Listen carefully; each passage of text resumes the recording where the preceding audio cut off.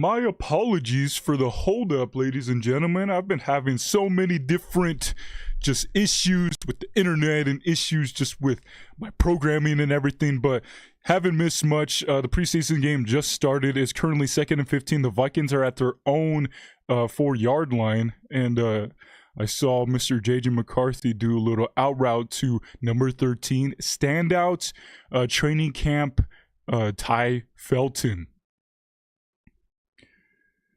Decent little route, decent little throw. Gained about 5 or 6 yards on that play. It is currently 3rd down. But how is everybody doing, ladies and gentlemen? It's currently 3rd and 7. McCarthy is in the gun. He's got Damon Claiborne to his left. He takes a snap. He's looking down the middle, and he delivers a great ball to Miles Price.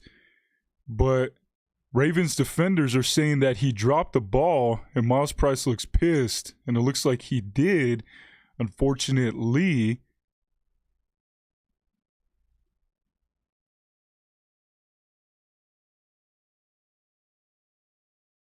It was a well-delivered ball. It looks like the ball was. Unfortunately, it did touch the ground. It did touch the ground. Oh, wait, no. They just give it to them. Never mind. Now, McCarthy is under center. He motions somebody to his right side in the slot. He's going to take the snap. He's going to give it to Damon Claiborne, or whoever that running back is. I don't even know who that is. And then gets stuffed at the sticks. It was Damon Claiborne. And it is 2nd down. We are at the Minnesota's 23-yard line.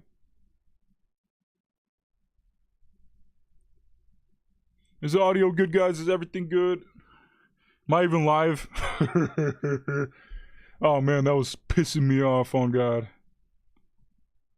Everything was just making me angry. Now McCarthy is in the gun. He is going to hand it off to Damon Claiborne, and then the O-line just, there was nothing there, and then they get stuffed way in the backfield for about a loss of 2 or 3. Nobody even blocked. Just some bad miscommunication there on the offensive line. It is 3rd down.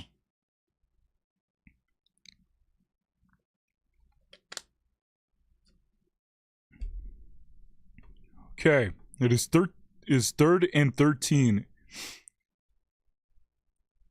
McCarthy is in the gun. He's going to take the snap, and he's just going to dump it off to Ty Felton, and he's going to get tackled way short of the 1st down.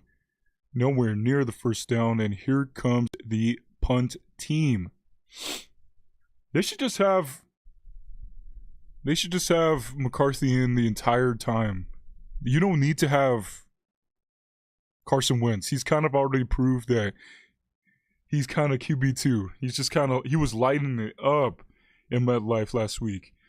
But McCarthy, he just hasn't been able to really grasp the offense and really command it how we need him to. Unfortunately, man. Unfortunately. Okay, the kick is up, and it is going to go into a Ravens' hands, and he's going to take it out to about their own 40. And then he was able to escape a little bit down to their own 45. And they're going to start with great field position. Great field position. No, it's their ball. See, I remember this time. I'm getting better.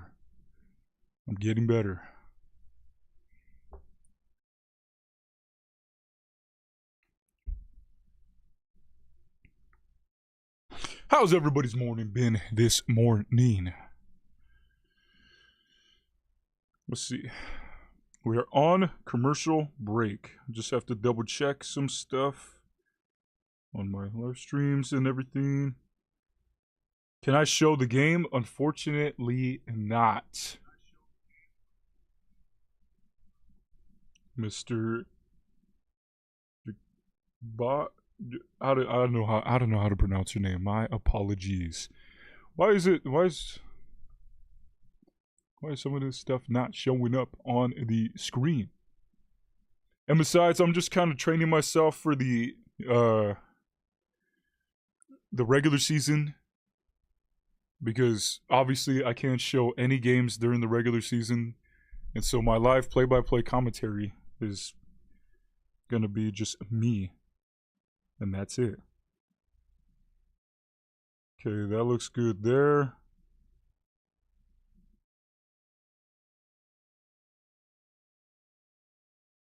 Mr. McCarthy. Yeah, that drive wasn't too great. Wasn't too great from McCarthy's offense.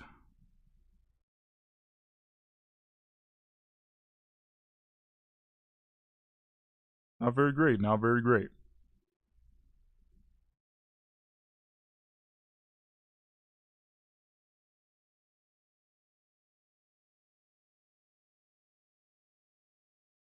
Okay. Am I good on YouTube? Am I good on YouTube? Dad, if you're watching this, is it good on YouTube? Just type in yay or nay. Or just type in 9.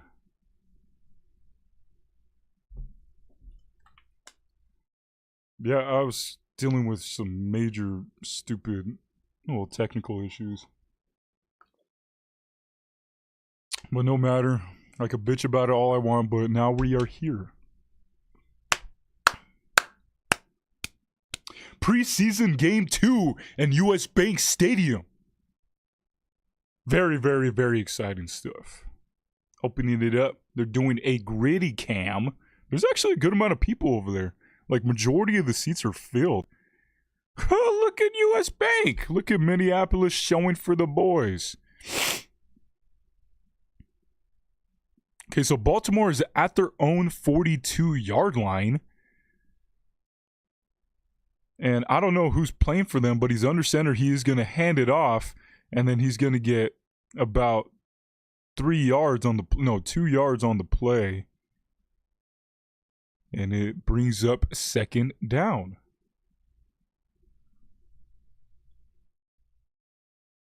I don't even know who's their quarterback.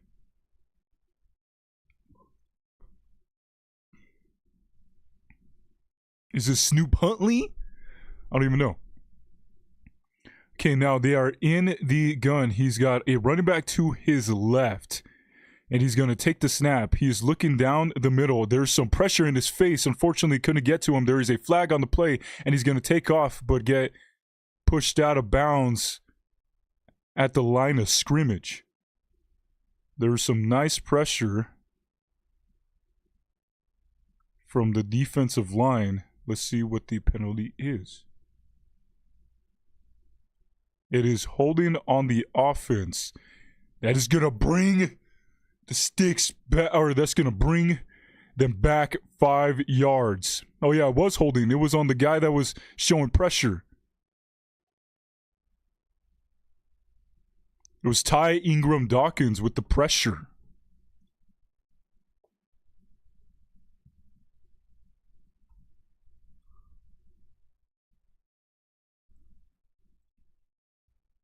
All right, now is currently 2nd and 18. Baltimore is going to take the snap, and then there's a lot more pressure. He's going to roll out to his right, and he's just going to go himself, and then he's going to spin move or juke, unfortunately, and only get about 1 yard on the play. James Pierre with the stop. And it was only a gain of about 1. Let's go, boys. See, this is going to be... I'm happy with how the defense has been looking on both sides. What's up? Man, is that you, Mathai? Oh, Kasian. What the fuck? Kasian, man. What's good, homie? It is currently 3rd and 16. He's in the gun. He's going to take the snap. He's looking down the middle. And then there's pressure from Ivan Pace. Ivan Pace almost gets there. He spins out of a tackle. And then he's just going to be stopped. Gains about 3. And is going to be 3rd and out for this Minnesota Vikings defense. Stop yapping. I will fuck you right now in front of everybody.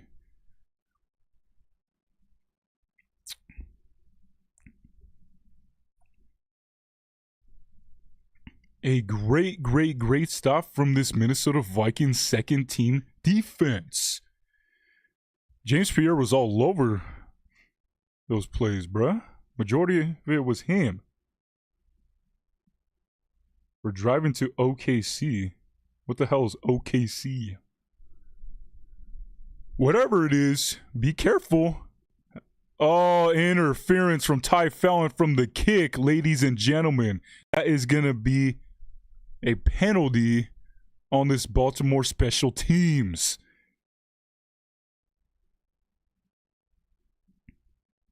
Sorry, I'm getting distracted here, ladies and germs. But nobody has scored just yet. But it is going to be interference. About to lose internet. Got to go. Be safe. All right, Casey and I appreciate you stopping by the stream for a little bit. You stay safe for wherever you're going, my boy. And have fun as well.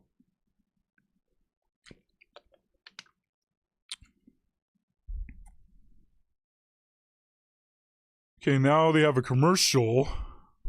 Just kidding. Commentating the commercials now. Fuck that, it's Bud Light. Ew!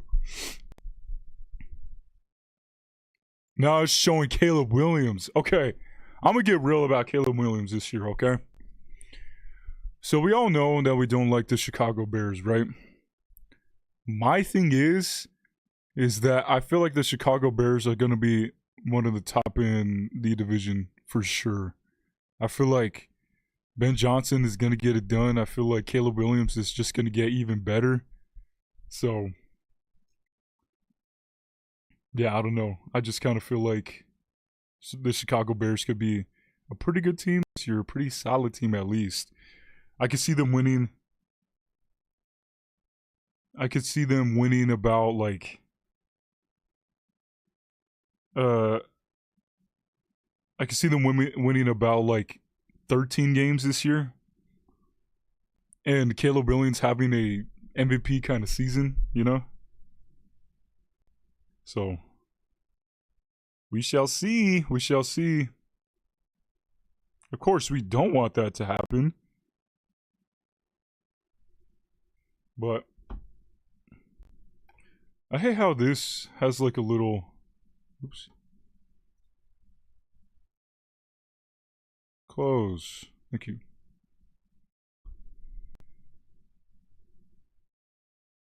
Vikings. Just kidding. All right, look at US Bank Stadium looking so amazingly beautiful, ladies and gentlemen. It is kind of a packed house. Vikings fans showing up. We'd love to see it. But hopefully JJ McCarthy is going to be out there for this Minnesota Vikings offense. We need him to get as many reps as much as possible. Hasn't looked good. Still looks very, very, very shaky on every sides of the ball, handing it off, going into the gun, under center. But McCarthy is under center once again. It is going to be pistol formation. He's going to motion a tight end to his left into the slot. He is going to take the snap. It is going to be a pitch play to Damon Claiborne. Damon Claiborne is going to get about 3 yards on the first carry. It is going to be 2nd and 7 on their 40-yard line.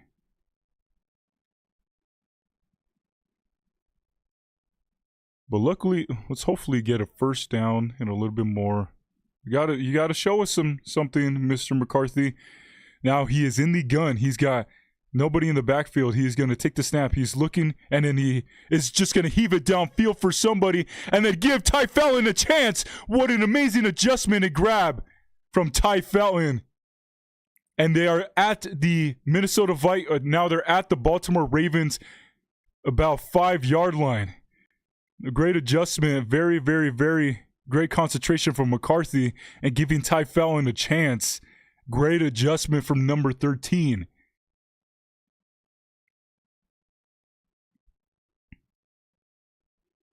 And my mistake, he got down about at the 10-yard line of the Baltimore Ravens. Great play from McCarthy and Ty Fallon. Now McCarthy is in the gun. He's got Damon Claiborne in his backfield. And then he takes the snap. He's looking towards Damon Claiborne, and he's going to give it to him. Damon Claiborne is going to get down to the Minnesota. going to get down to Baltimore's 2-yard line. And Ty Fallon has been a powerhouse in this Minnesota Vikings training camp, been pretty much a star, and could have saved himself from getting cut from this team because he's been making great plays out there. Glad to see him actually catch the ball this time. It was a little bit underthrown, but he was able to come down with it. And now McCarthy is under center. It is 2nd and goal. Damon Claiborne in the backfield. He motions somebody to his right. It is going to be a play-action play. He's looking down the middle, and he has got all day, and he's going to give it, and then he just, unfortunately, just still bullets that ball.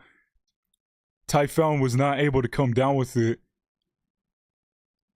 It was like 100-mile ball. He had all day. The line was really holding up, and then he could have actually had him just a little bit above his head and just kind of a bullet towards number 13, Ty Felton. Man, it is currently 3rd and goal at Baltimore's 3-yard line.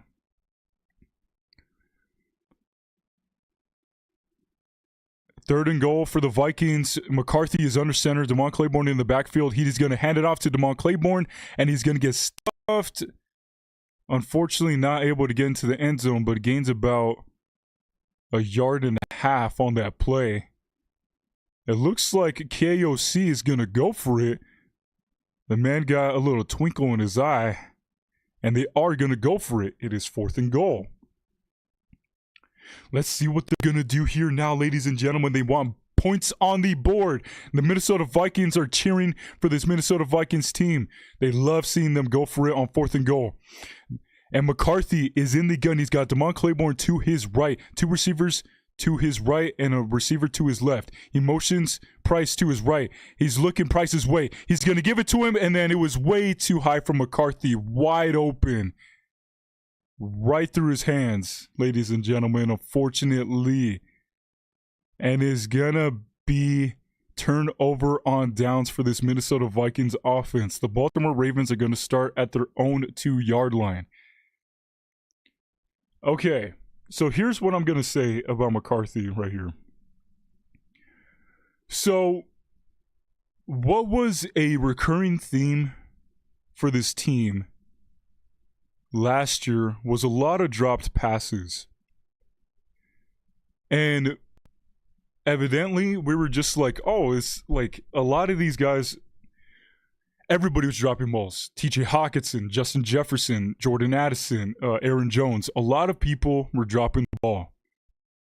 And a lot of us were giving McCarthy the benefit of the doubt. We're like, hey, man, why is everybody dropping the ball? Right? And now McCarthy being out there a lot more in the preseason, we see that it seems like there's just a little bit of a small little reoccurrence happening. And it's that it seems like a lot of people are dropping his passes. And so we have to ask the question is McCarthy doing this? Is it McCarthy's way of throwing the ball that causes these players to drop his passes?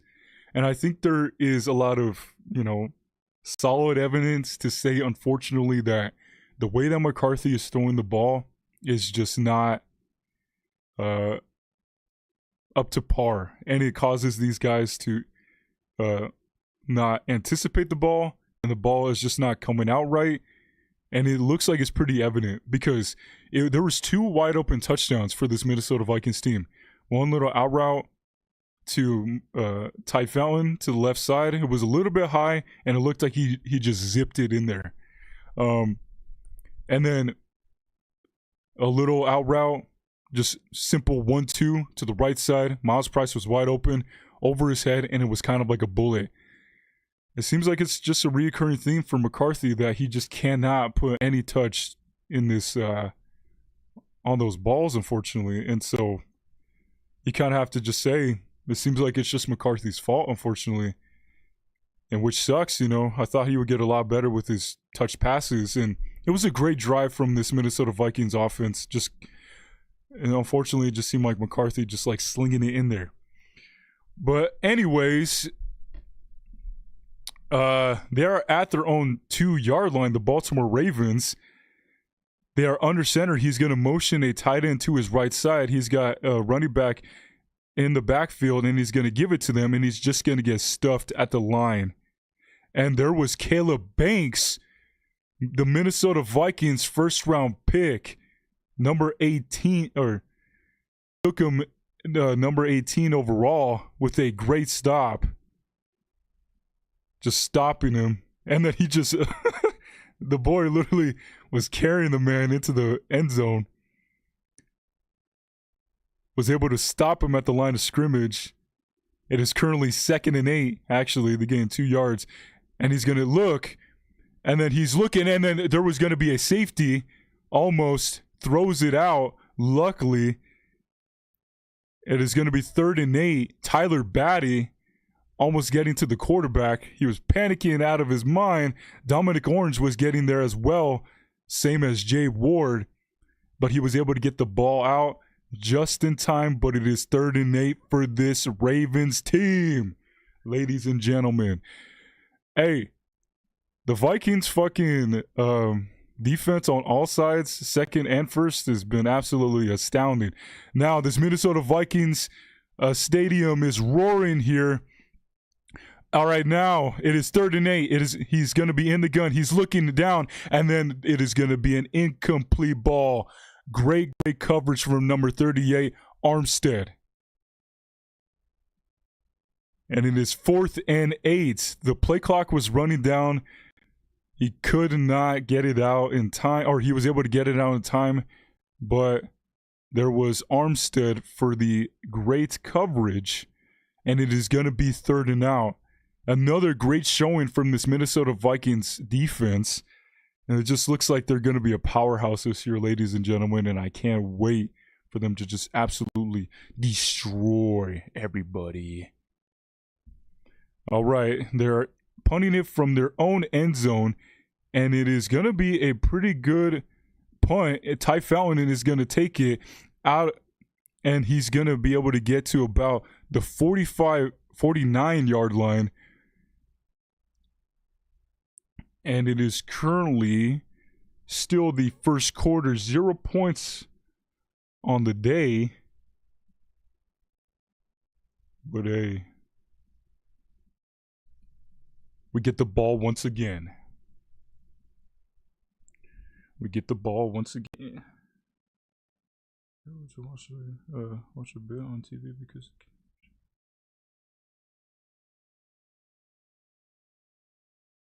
a weather delay.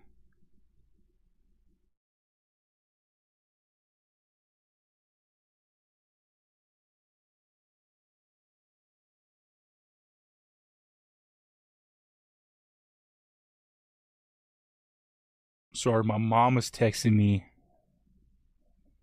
Always look up to your parents, and always, text them every once in a while.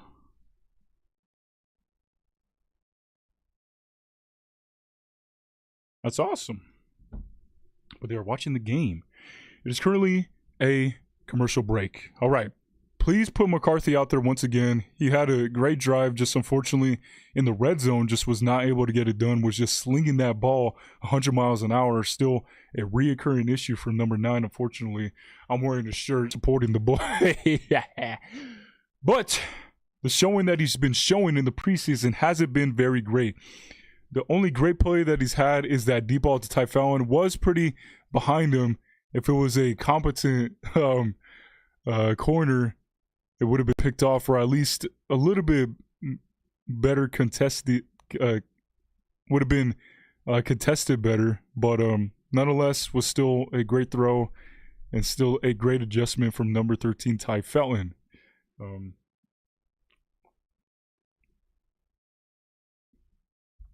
But hey, decent stuff. Went for it on 4th down. And it was smart to go for it on 4th down because this Minnesota Vikings defense has just been locked down, and showcased how locked down they are by making them go 3 and out and punting the ball in their own end zone. Great stuff. All right, the Vikings start at their own 49. And they're showing the teaser trailer for the rivalry uniforms. I think they spoiled it, the rivalry uniforms, because they had like Metellus, who else? Isaiah Rodgers and Byron Murphy go out, and they're like, "Yo, this is clean. I got to get my black cleats," and which kind of tells me that it's going to be an all black kind of uniform, which is fire. But now McCarthy is under center. He's got Damon Claiborne in the backfield. McCarthy is going to audible. Can. It is 1st and 10. Play clock running down. He's going to take the snap. It is going to be a handoff to Damon Claiborne. And Damon Claiborne is going to get about 1.5 yards on that play. It is going to be 2nd down. Unfortunately, the run game hasn't been that great. Of course, you don't have all your starting linemen out there. But hey, let's see this running game, Kevin O'Connell. You've only called about like 8 running plays in a matter of like 3 or 4 drives, my man. 3 drives? Let's see. But unfortunately, it doesn't seem like they're going to do so because McCarthy is in the gun. Damon Claiborne to his right. And it's going to be a fake pitch. He's looking down the field, and McCarthy is going to get his ankle fucking obliterated on that play and sacked. It is going to be 3rd and long. It was horrible blocking on the line. The edge, which is number 15, looked like Dallas Turner just get his ankles. Unfortunately, it is going to be 3rd and long, 3rd and 14. It is going to be 3:53 on the quarter, and McCarthy is going to take the snap. He's looking downfield and is going to heave it towards a wide open receiver for the 1st down for Jayshon Jones. But unfortunately, there's laundry on the field. Unfortunately, it's going to be taken back. There is a holding call on number 68. And gonna be taken back. It was a great play by Mr. number 9 there. They only brought 4 and was almost able to get home to 4. McCarthy gets tripped up once again, but was able to deliver the ball to a wide open Jayshon Jones. But it is currently 3rd and 24 for this Minnesota Vikings offense. God damn.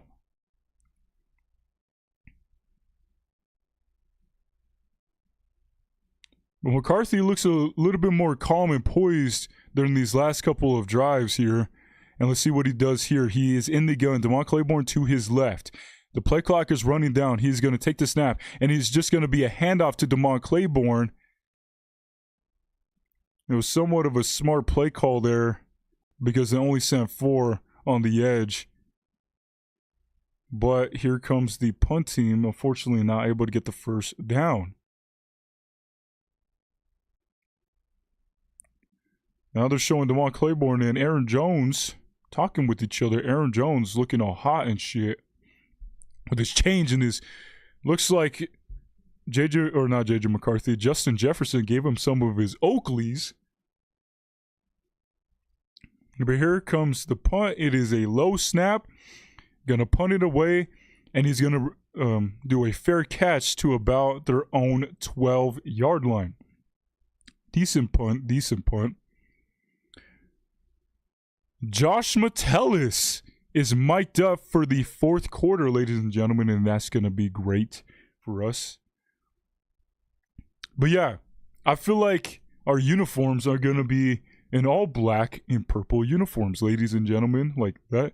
Because why would he say in all black, like he has to bring his black cleats? Why would he say that? Unless it is an all black uniform. All right, I don't even know who their quarterback is. I don't know if it's Stu Huntley. The Vikings are bringing a lot of pressure. He was able to get out of it. He's looking, and then he was able to get about 4 yards there on the play. They sent a lot of pressure there. Was almost to get to the boy. I think it's Snoop Huntley. I'm not for sure.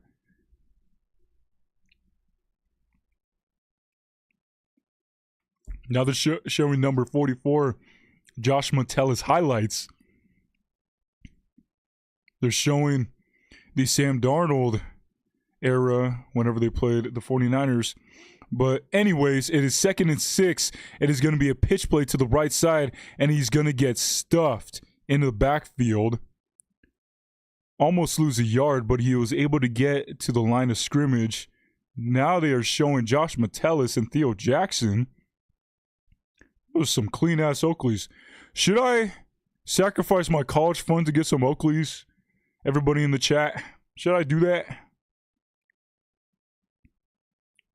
Now it is 3rd and 6, ladies and gentlemen. The play clock is at 15. There's a minute 30 in the first quarter. He's going to take the snap, and then it is going to be behind him. He was looking for a receiver for about 20 yards down the field, but Chuck Demings, another standout from training camp, is going to make a good play on this Baltimore offense, and it is going to be 3rd and out. Josh Metellus showing his support for the defense here. The defense has been absolutely just locked down, ladies and gentlemen, and I have a feeling that they're going to be a top 3 unit in the NFL. Now it is going to be a right-footed kick. And here comes, I don't know who takes it out, but has a lane here and gets to the 40, gets to the 45, and down near the 46, Rudolph, number 30. And it is a great adjustment by the boy when the middle kind of got a little bit chippy there, but he was able to get out of it and had a little bit of a lane there. Great adjustment for Mr. Rudolph, number 30. And gives him good field position at the Vikings 45. Some good stuff here. Let's see if the Minnesota Vikings offense can actually do something. His name is Trayvon Rudolph, number 30. He is 24. Okay, now the Minnesota Vikings are at their own 45. McCarthy is under center. He's going to take the snap. He's going to give it to Damon Claiborne. Damon Claiborne kind of cuts back to his left side and gets about 2 on the play.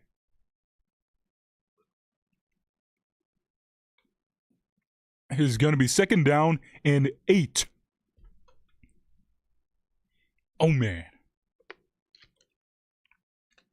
I like how they're keeping McCarthy out there. You should keep him at least the entire game, or at least 3 quarters, in my opinion. Okay, now, McCarthy is under center once again. He's going to motion Miles Price to the right. And unfortunately, Ty Fountain is going to jump, and that is going to be a false start from number 13, ladies and gentlemen. There's 32 seconds in the first quarter.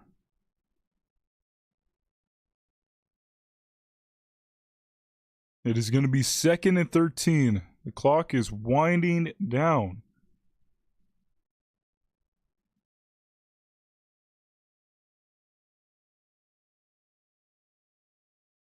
Now McCarthy is in the gun. He's going to motion a tight end to his left. Damon Claiborne is to his left as well. He's going to motion back to his right side. McCarthy's going to take the snap. He's looking down the middle, and he's just going to give it. And then another fastball, man, down the middle. It was going to be, it looked like a little short slant there. McCarthy looks a little bit winded there. I don't know if he got hit pretty hard right there. Still another fastball from McCarthy, man. Just doesn't look calm at all. And it looks like they're just going to let the quarter wind down. All right, now McCarthy takes a snap. He's looking to his left side, and he looks downfield, and it is going to be a really good pass, actually, to Miles Price. It was a contested catch. It was a good pass from McCarthy, but it was good coverage from one of the defenders, and it was going to be batted down, and it's going to be 3rd and out for this Minnesota Vikings team. McCarthy looks a little bit shaken there. This offensive line is not making it easy for him, ladies and gentlemen, and he looks a little bit beat up. I wouldn't be surprised if they take him out for this quarter, or for the second quarter, putting Wentz or Mr. Brosmer out there. McCarthy looks a little bit more calm out there. Still, unfortunately, whenever it's pressure in his face, he gets some happy feet. Delivered a strike to Ty Fallon, but unfortunately, just still 100 mile an hour balls. These guys are not anticipating it at all, and then just goes straight through their hands. It was a nice delivered ball to Miles Price to get the first down. It was about going to be like a 13-yard gain, but gets hit in the back once again. Delivers a good ball, but it was just nicely contested by one of the defenders towards Miles Price and was not able to bring it down. And unfortunately, it is going to be 3rd and out for this Minnesota Vikings offense. But yeah, McCarthy's still, I mean, he's shown a little bit of improvement whenever it comes to him just being a little bit more calm, but still, like, he's still delivering those strikes.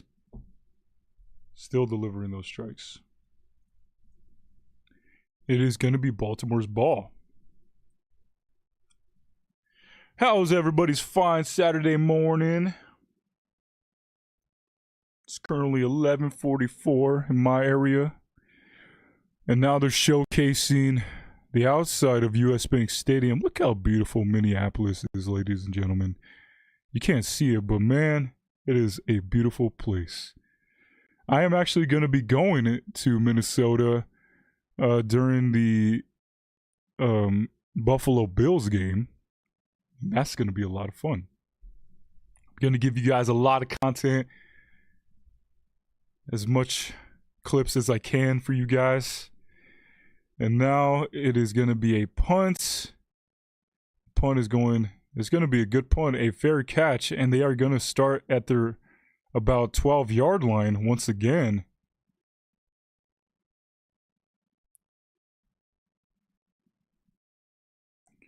Still nothing on the board for either team.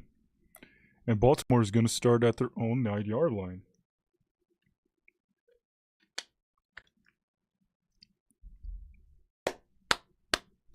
Come on, lockdown defense. You guys have been absolutely amazing on every side of the ball, even with the second stringers. Now, the quarterback is under center. He's got somebody in the backfield. They're showing a lot of pressure here, and they're going to give a lot of pressure. It is going to be a fake pitch, and it's going to be a good play call, just a little dump off to one of the tight ends, and he's going to get about a 15 on the play. Actually, excuse me, it's going to be a 22-yard gain on a little dump off to the tight end. A good play call, and the best play on this Baltimore offense so far.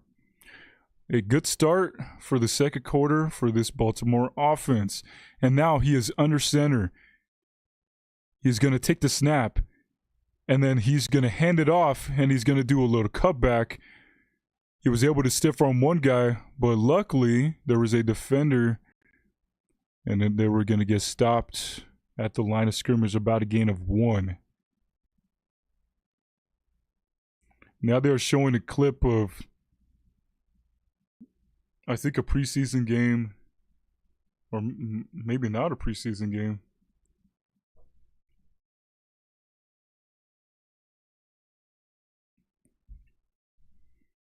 But it is 2nd and 9 for this Baltimore offense. This is going to be another handoff play, and it's going to be a decent run, about a gain of 4 on the play.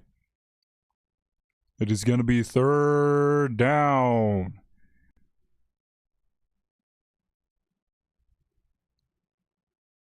There goes the horn. It is 3rd down. Caleb Banks, look at the big boy, towering over everybody. Ladies and gentlemen, has been looking pretty good so far, showing that pressure. Hasn't stopped the run, but it is 3rd and 3.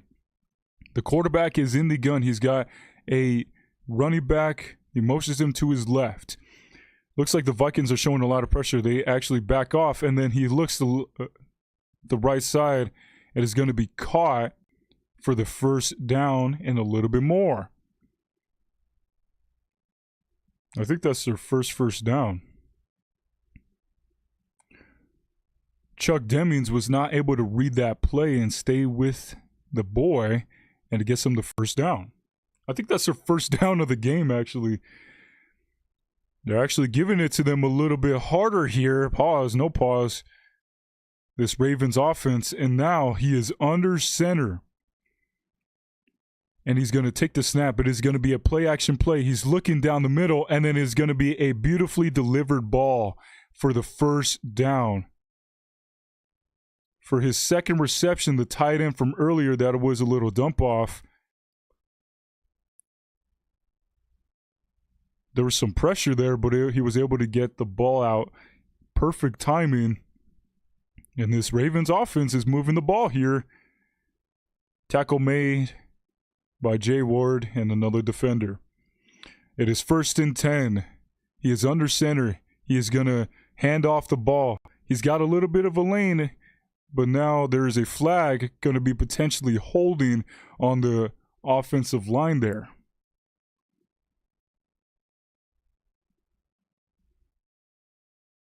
There's currently 11 minutes and 36 seconds on this second quarter.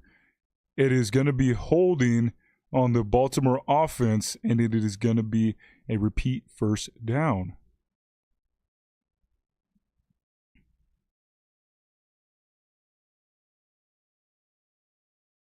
Bo Richter was the one that got held and was able to move him 5 yards back. They're actually getting a lot of pressure. I think it is Huntley. I'm just going to assume it's Huntley. Now, yeah, it is Huntley. Now he's under center. He's got to run it back in the backfield. It is going to be a play-action play. He's looking. It's going to be a little screen play towards the running back, and he was able to get some good yardage there, about 6 on the carry, and it is going to be second down. Jake Golday, a rookie out of Cincinnati, number 41, was able to get the stop. He's also been another highlight in this Minnesota Vikings defense and training camp. Brian Flores has talked really high about the kid, where they've thrown a lot at him, but he's able to be, taken in stride. But there goes the snap, and then it was going to be caught by number 6. A quick little dump-off play. It is a 9-yard gain, and it's going to be close to the first down. But nonetheless, it is third down.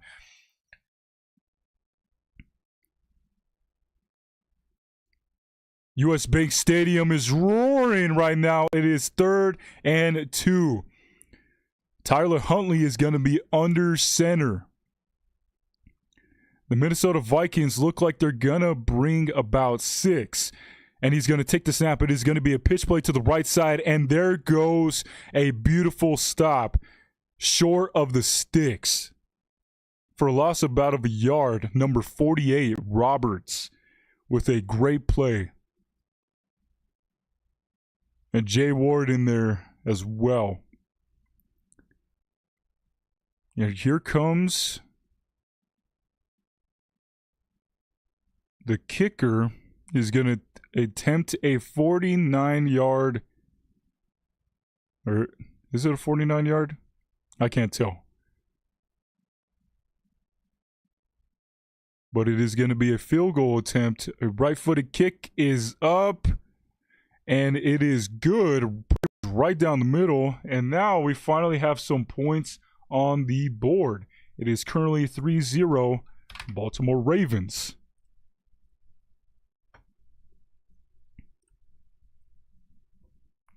Let's just change the ball right now. All right, the defense was a little bit shaky that time, but there was actually some good solid, play calling. But nonetheless, we were able to hold them to 3 points. Ladies and gentlemen, this Minnesota Vikings offense needs to show up. They were able to get some points on the board, 6 on the board, but unfortunately, McCarthy was just launching the balls. McCarthy is kind of, having some success a little bit throwing it down the field, which is surprising because he just likes doing little checkdowns and little crossing routes for about 10 yards down the middle. But taking some chances, like 15, 20 yards down the field, giving Miles Price and Ty Fallon a chance to have a contested ball. And it's not like wide open balls, so that's kind of a plus for McCarthy's game a little bit. Yeah, just gotta show up a little bit more, man. Maybe it's the placement of the ball, but these guys can't really, bring it down. But hey, it is what it is. I need to change the quarter. What am I doing, ladies and gentlemen? It is currently the second quarter. And the Minnesota Vikings are going to get the ball after the Baltimore Ravens kick it in for 3.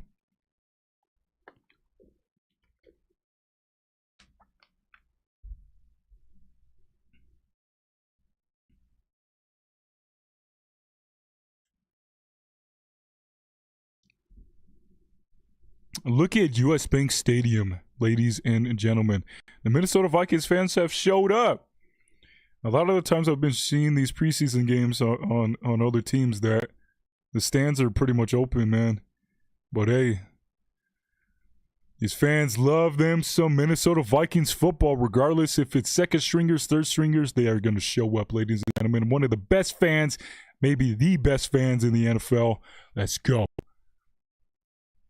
Now they are showing Jordan Mason. I expect Jordan Mason to have a big year.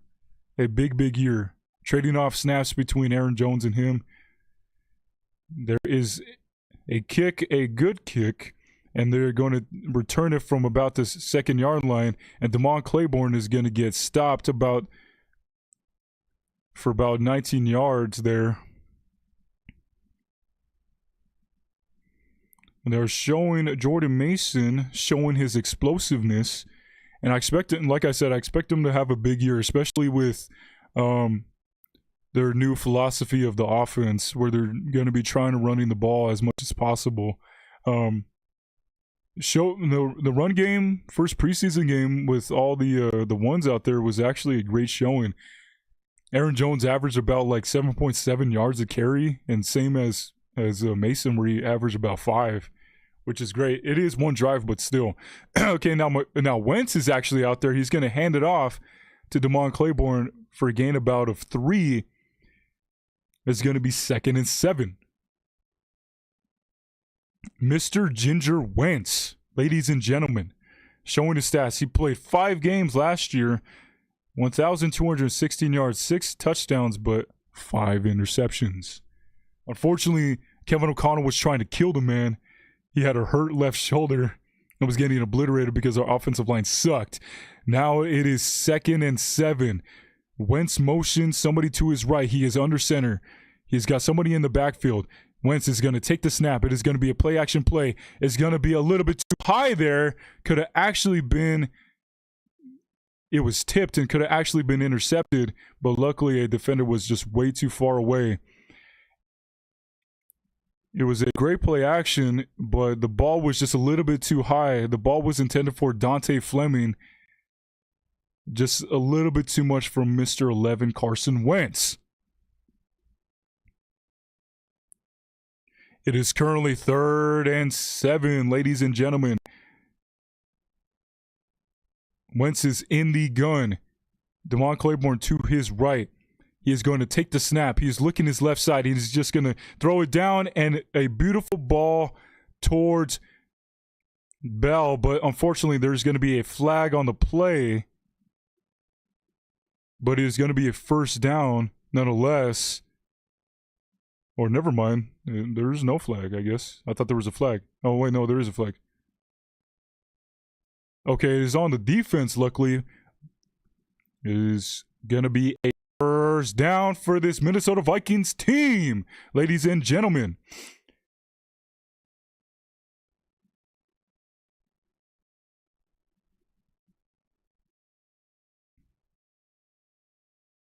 It is 1st and 10, ladies and gentlemen.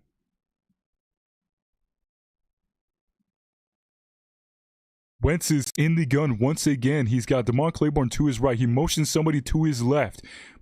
Not McCarthy. Wentz takes a snap. He's looking, and he just does a little check down towards Xavier Scott.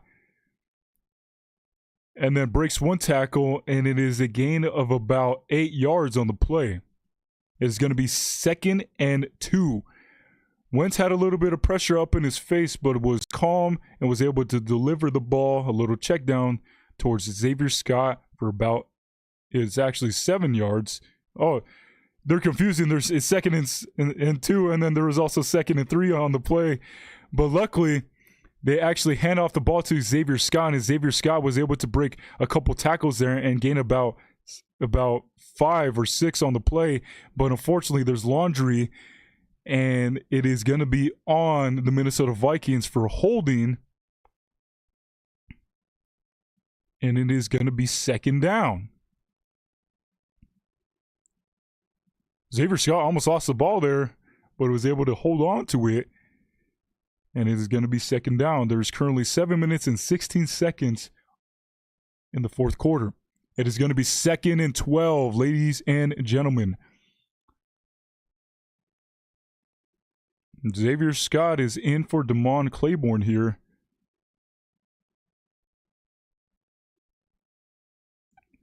All right, now Wentz is in the gun. He's got Xavier Scott to his right. Wentz is going to take the snap. He's just looking immediately down the left side, and he's going to deliver a little quick route to Bell. I'm forgetting Bell's first name, but nonetheless, it's going to be a 1st down, ladies and gentlemen.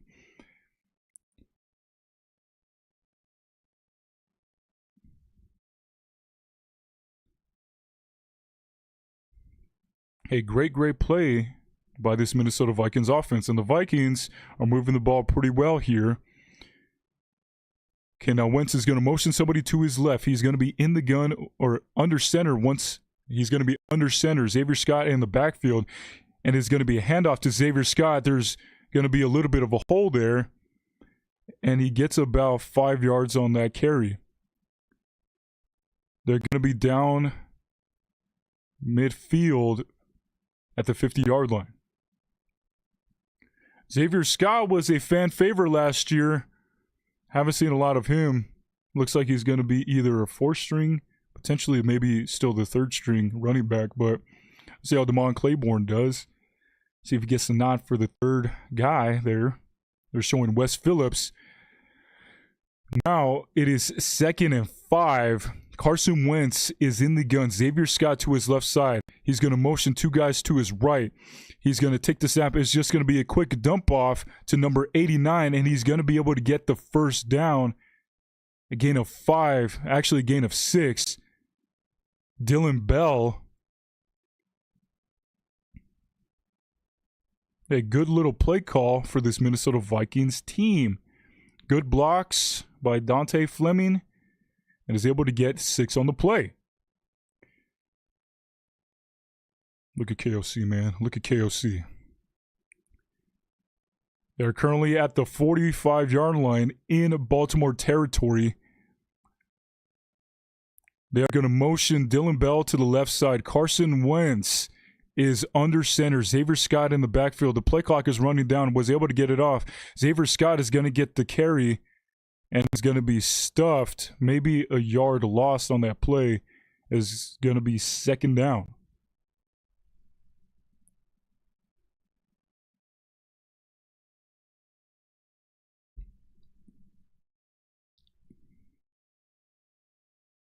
They don't lose a yard on the play. It is currently 2nd and 10. The Minnesota Vikings are moving the ball well here. They are in Baltimore territory at the 45-yard line. Now, Carson Wentz is under center. Xavier Scott in the backfield. Wentz is going to take the snap. He's looking down the middle, and he just checks it down towards somebody, and then is going to be about a loss of 2. And now it is going to be 3rd and about 11 or 12. It is going to be 3rd and 11. There's currently 4 minutes on the clock in the second quarter, 3rd and 11 for this Minnesota Vikings team. Still no points on the board.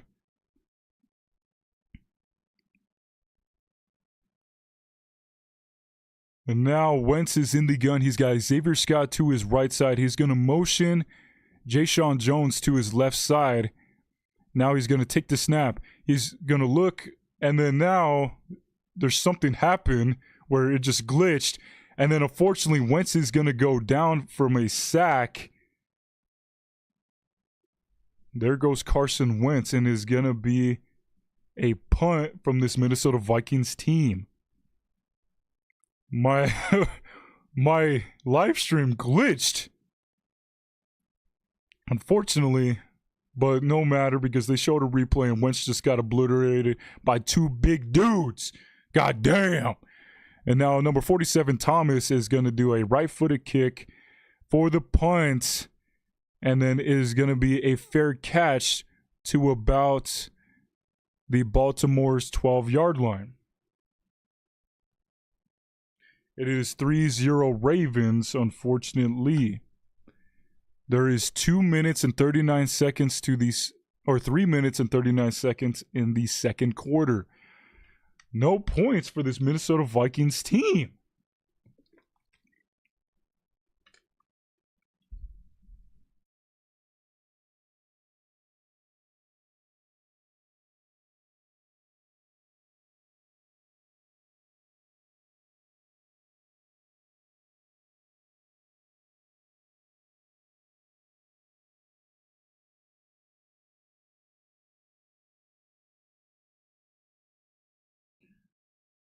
All right, this Minnesota Vikings offense isn't showing a whole lot. I mean, obviously, Wentz is going to be commanding the offense a lot better than J.J. McCarthy can. Not a whole lot of positives from this offense, but hey, what can you do? What can you do, ladies and gentlemen? Put me out there. Put me out there. I'm officially going to be trying out for next year's team. I'm going to gain about 40 pounds of muscle by that time, you know? And my height is going to be increased about 3, so I'm going to be an absolute unit. And I'm going to make sure to win the number 2 spot for the quarterback position.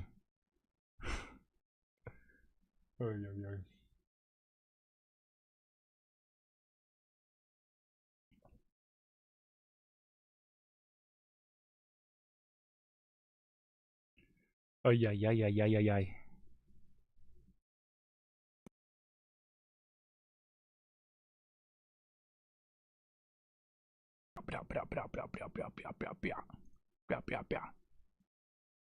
Oh yeah, ladies and gentlemen. But luckily, like I said, the powerhouse that's been during this game has been the Minnesota Vikings offense. Not offense, defense. They have not been a powerhouse whatsoever. Yeah,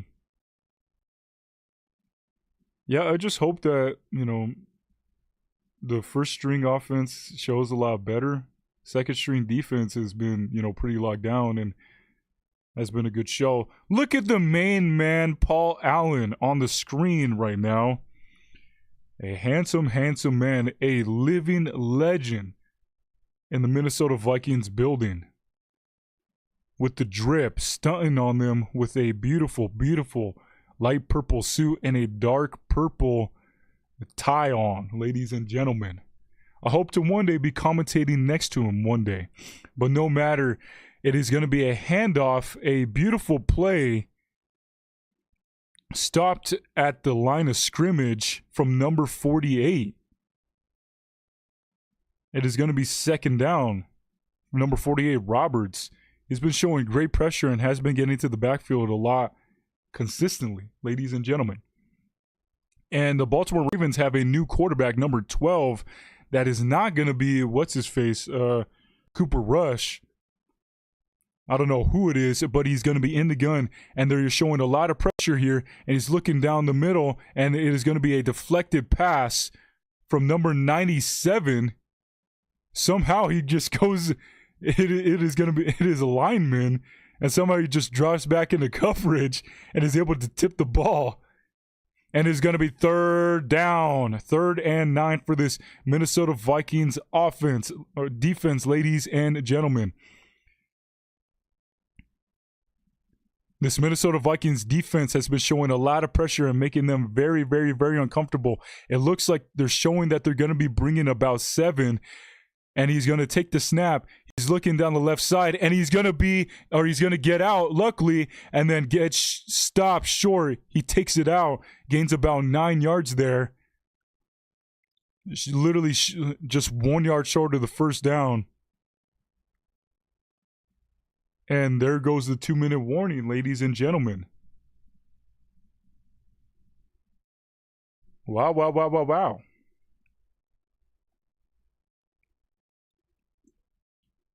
A very quick drive from this Baltimore's offense.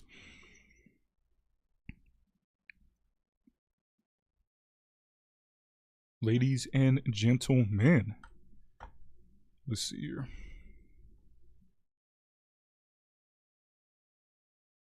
I don't know who almost got to him. It was almost a sack. But the quarterback was able to get out of there and gain about 9 yards. Right there, ladies and gentlemen. But hey, this Minnesota Vikings defense has been locked down. Locked down.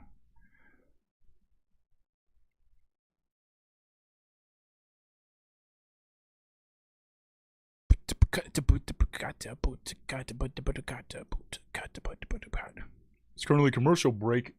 It is the 2-minute warning, ladies and gentlemen. Tune in for the halftime show. I'm going to be butt naked on stream, dancing for you guys, all right? It's going to be a lot of fun. It's going to be a lot of fun. And you guys are going to see my J.J. McCarthy tattoo that I got on my left ass cheek.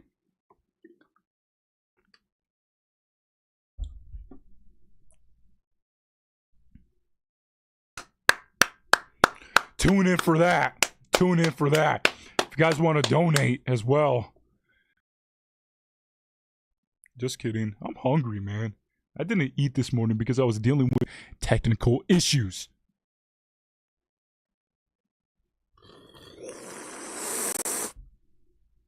But hey, if you guys are enjoying the stream, make sure Foquita. Discord. I do not got a Discord, my man. I don't got a community big enough for that shit. But hey, welcome to the stream. Actually, in the Twitch stream. I appreciate you. Main, you're gay. Main, you're gay. Is that a fucking issue? Is that an issue? Huh? The only person I'm gay for is my husband, J.J. McCarthy, all right? Is that an issue?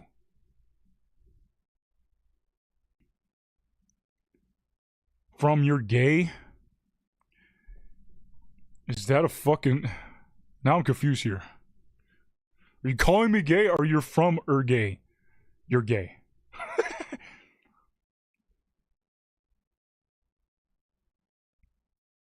Oh, not English. My apologies. Oh, man. I feel like a dick. Shit. My bad. But I appreciate you tuning into the stream anyways, for just seeing this Mexican man, all right, commentating. It is going to be 3rd and out for this Minnesota Vikings team. They are going to punt it from their own about 25-yard line, ladies and gentlemen. Let's see if the Minnesota Vikings can have a good drive here and get some points on the board. Right-footed kick is up. It is a good punt. It is going to be a return to about the 20. And then he jukes out somebody else. And then he was not able to get out of there. And then it is going to be... The field position is going to be around the 24-yard line, 23-yard line for this Minnesota Vikings offense in their own territory. Looks like there's a flag on the play. It is going to be a personal foul, a blindside block on the Minnesota Vikings, and it's going to push them back even more, ladies and gentlemen.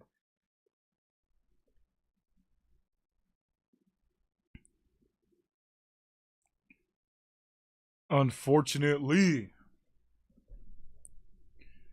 Oy, oy, oy.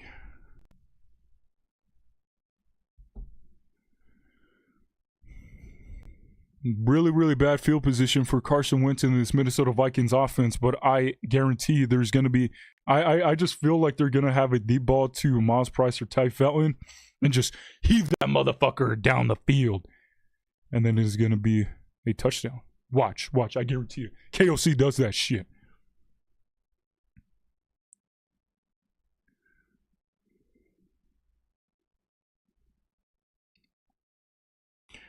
But hopefully you guys are having a great Saturday noon, actually. Oopsies. What?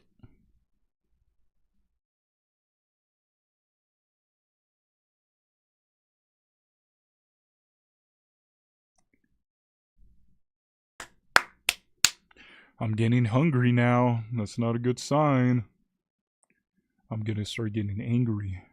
My stomach's gonna start getting all bubbly and hungry. Ugh.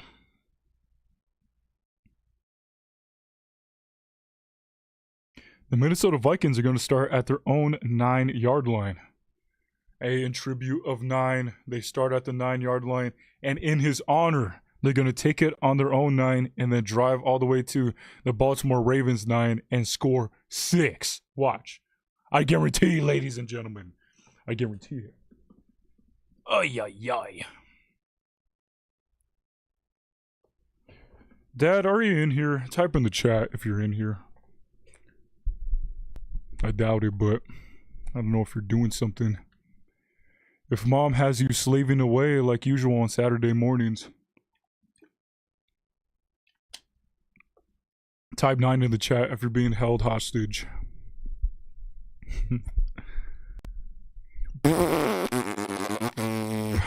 This commercial is taking way too long, ladies and gentlemen. And now we are back. They are showing the beautiful outside of US Bank Stadium. Ladies and gentlemen, a beautiful summer day in Minneapolis, Minnesota, in the Twin Cities. I cannot wait to go back. Oh my God. That place is so beautiful, ladies and gentlemen. If you haven't gone, cough up a couple $100, right? For the flight or hotel, or if you just want to drive, that's cool too. If you're close to the area, it is a beautiful place, man. I haven't been during the summer, but hey, it is beautiful during the winter. Now, Wentz, it is in the gun. He's gonna give the snap to the running back, gains about 2 yards there.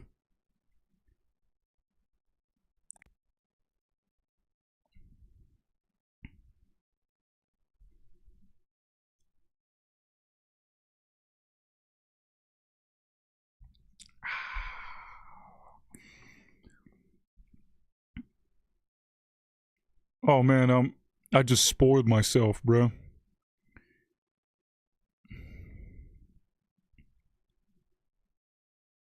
Okay, now Wentz is in Claiborne to his left. He's looking his right side and is just going to throw it away. What are you doing, number 11, Mr. Wentz? Now it is going to be 3rd and 8 with a minute left on the clock in the second quarter. Now they are showing the wide receiver room for the Golden Gophers with Paul Allen up in the booth there, ladies and gentlemen. Paul Allen is very excited.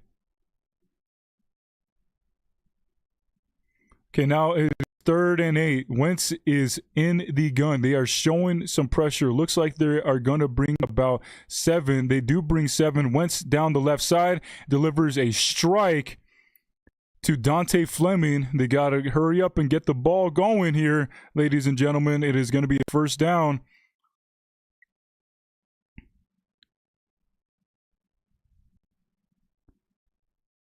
And then they're going to take the snap once again, and Wentz is going to go deep into double coverage, and it is going to be taken down for Jayshon Jones into double coverage, and he brings it down. Moss's one defender. Great adjustment, great ball placement, and he's able to get it down for a gain of about 30 yards. Jayshon Jones. Minnesota uses their first time out, ladies and gentlemen. Gave Jayshon Jones an opportunity and makes a big-time play for this Minnesota Vikings offense. A much-needed positive play as well. There is currently 37 seconds left on the clock in the second quarter. Minnesota Vikings use their first timeout. Okay, now Wentz is going to be in the gun. He has an empty backfield. Actually, he doesn't. He's got somebody to his left side. Wentz is going to motion Damon Claiborne to his left. He's going to be looking, and it's going to be a screenplay, a tight end screenplay, open field, and it is going to gain about 13 yards on that play. Or actually, it's going to be all over the place. It's going to be about a 15-yard gain there. Another timeout from this Minnesota Vikings team. Or actually, Baltimore is going to take a timeout. That's interesting, ladies and gentlemen. But the Vikings are moving the ball really, really well here. A beautiful tight end screen. There was just nobody there. And the Minnesota Vikings are just cruising down the field. And that was Gavin Bartholomew. There's currently 31 seconds left into the second quarter. The Minnesota Vikings are moving the ball beautifully, ladies and gentlemen, beautifully right now. 31 seconds left on the clock. Carson Wentz is going to be in the gun once again. He's got Damon Claiborne to his right side. And now Wentz is going to motion somebody to his right side. He's going to take the snap. He was looking for the check down. He's going to give the check down, and then he's going to step out of bounds, gains about 3. The clock is running, ladies and gentlemen, and the Vikings actually take a timeout. There's going to be 23 seconds left on the clock.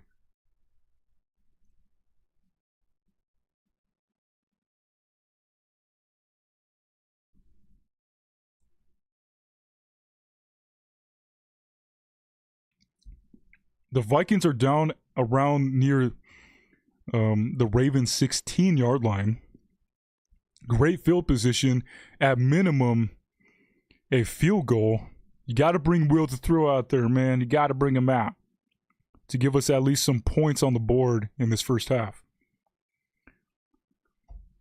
It is currently 2nd and 8 at Baltimore's 16. There's 23 seconds left on the clock.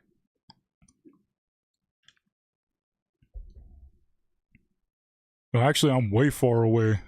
They're at the fucking... Never mind there. It is 2nd and 8. Carson Wentz is in the gun. He motions somebody to his right.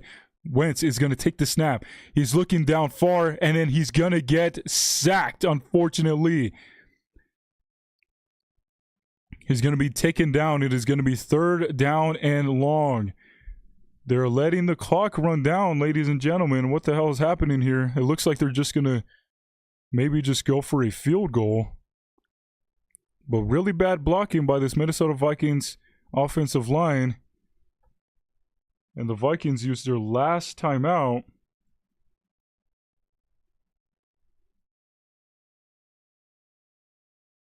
Use their last timeout here. What am I doing? What am I doing?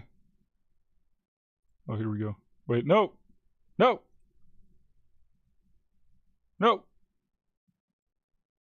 What? Why is my shit is bugging? There we go. Oh my God. Oh, look at Kyler Murray, man. Yeah, now they're just going to go for a field goal. There's currently 4 seconds left in the second quarter. Here comes Will the Thrill Reichard. Literally the greatest kicker to ever exist, ladies and gentlemen. I don't know how he didn't make the Pro Bowl last year. But hey, man, hey, it is what it is. Okay, now Baltimore uses their second timeout. I don't know what they're doing. Just delaying the inevitable for Will to throw Riker to just absolutely put that ball just down the middle with ease.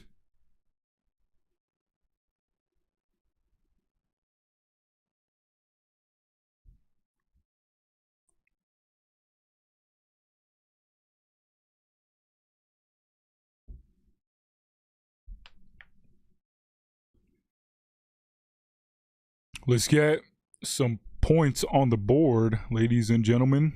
And of course, there's going to be points on the board because you got the greatest kicker in football right now. In number 16, Will the Thrill Reichard. Will Reichard. And it is 52-yard try. The kick is up, and it is right straight down the middle for 3 points, ladies and gentlemen. It is a tie game, ladies and gentlemen, and that is going to be halftime right now. All right. Let's take the ball off. Then let's put all the timeouts back.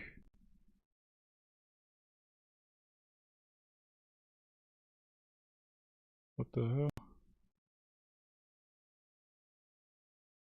All right. Okay.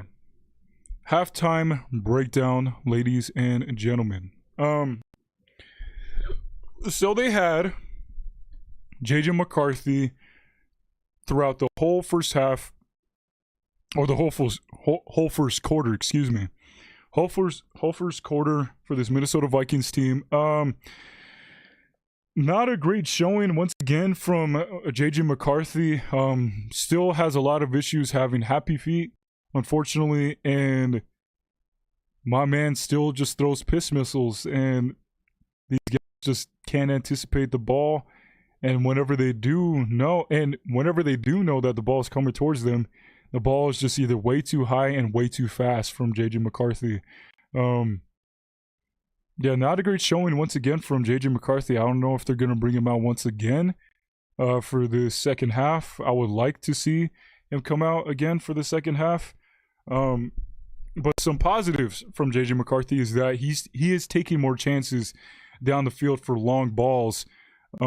Still has issues with layering the ball. Still kind of like has, piss missile energy whenever he tries to throw, 20-plus yard bombs. But had a great play, a contested catch towards Ty Felton, and it was about a 50-plus yard ball.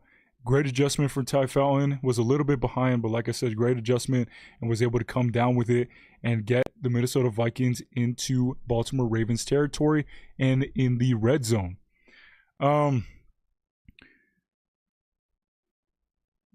During that, unfortunately, they were not able to get anything positive from their new set of downs, unfortunately.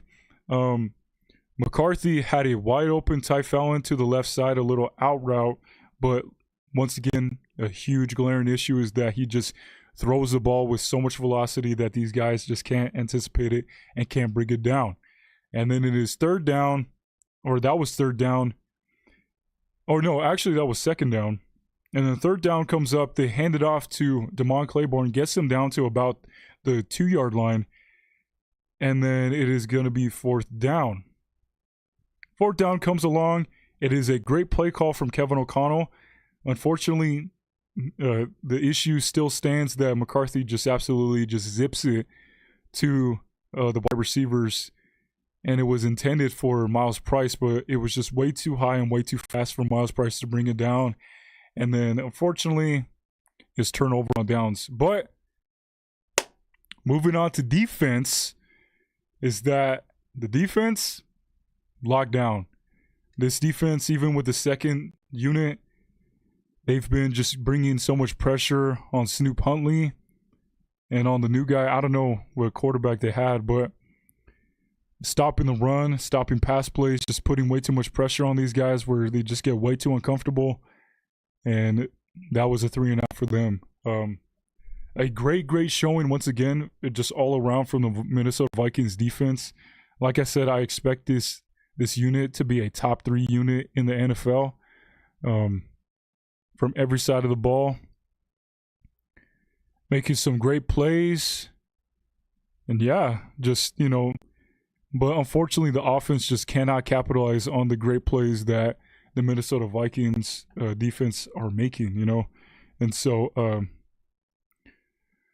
I mean, whenever Wentz came in, there was in the second quarter a lot more positive plays to be expected. Carson Wentz is a veteran, obviously, and has a lot more experience than McCarthy, and McCarthy just does not look the part right now.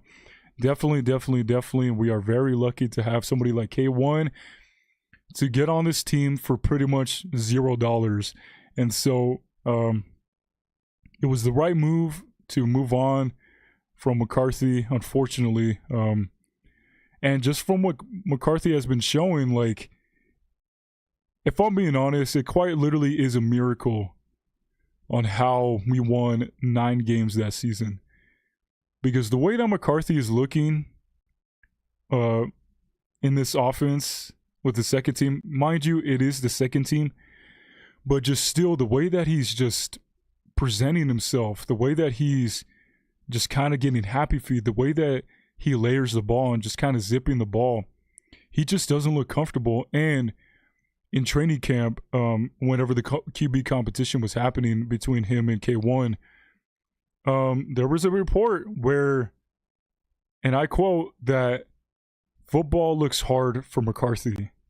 And instead of McCarthy keeping his job, he looks like it looks like he's just trying to keep his job. He's not trying to. Yeah, he's just trying to keep his job, and not showing that he's actually a QB starting kind of quarterback, and which is unfortunate, man. Like, it just kind of seems like, from what I've seen, like he's been making great plays whenever it comes to training camp, and in practice, but unfortunately, that's just.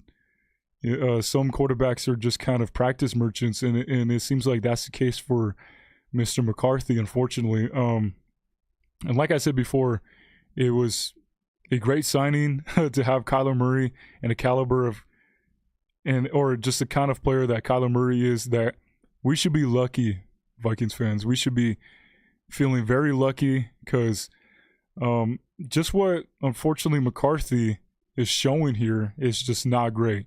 And I'm always high on McCarthy.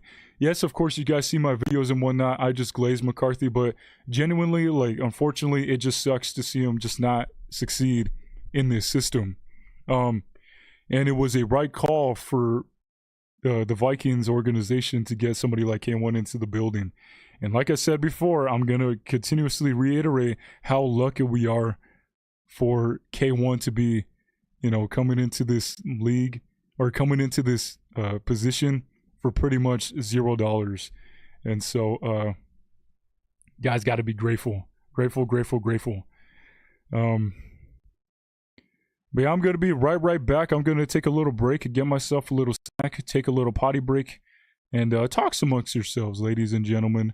And if you guys haven't already, and if you guys are new here, if you guys enjoy the content so far of this play-by-play, make sure to hit that subscribe button and like this stream, ladies and gentlemen. And I'm gonna be doing this every Sunday whenever the regular season commences, ladies and gentlemen. So tune in for that. But yeah, I'm gonna be right back, and appreciate you guys. Talk amongst yourselves. Oi, oi, oi. Oi, oi, oi.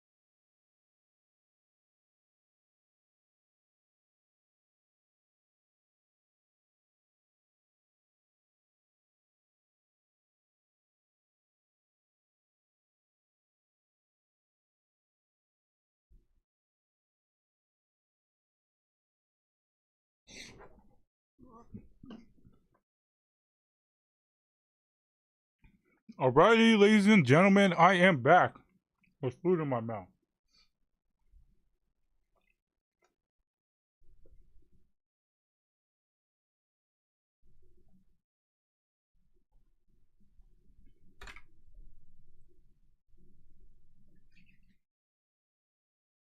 Okay, now the quarter just started.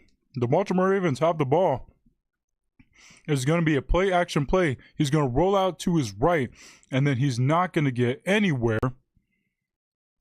And he's going to be stopped, but he gains about a yard on the play after scrambling a little bit.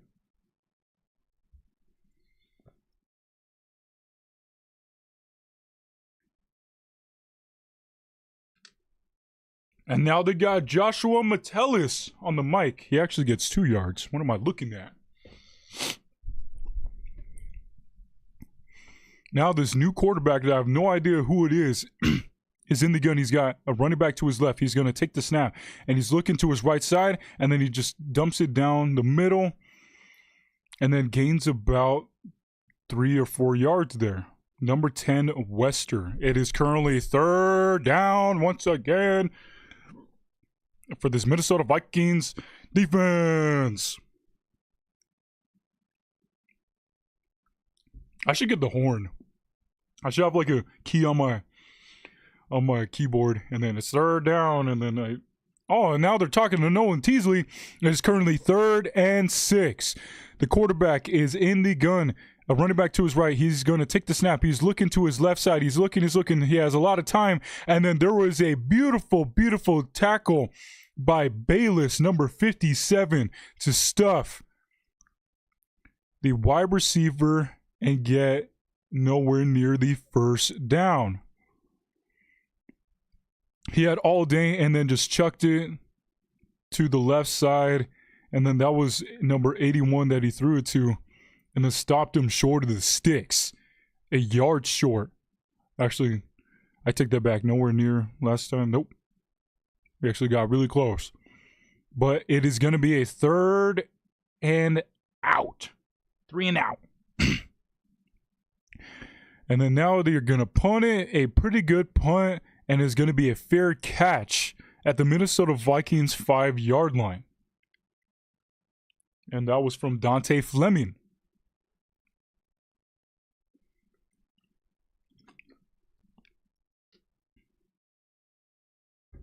Okay, now the Minnesota Vikings have the ball. I forgot to put the ball for the Baltimore Ravens. God damn. I'll eventually get it down. Show the game, just don't show the ads or commercial. Mr. Jack, is it Jack Black? Whoa, the actual Jack Black is in my stream. Just kidding. Whenever it comes to the game, man, I'm doing my own thing. I'm just kind of practicing for myself whenever it comes to the regular season, because obviously you can't show the regular season games. So I'm trying to just build a good little foundation for myself to not be showing the game and kind of just, I'm trying to describe the game as best to my ability, because you guys are obviously blind, you can't see it, so I'm just trying to prepare myself. But welcome to the stream, Mr. Jack Black. I appreciate you. It's currently on commercial. The Minnesota Vikings had a great defensive stop on the Baltimore Ravens offense. Made them go 3 and out, punt the ball away. Currently the ball is at their own 5-yard line, though, unfortunately.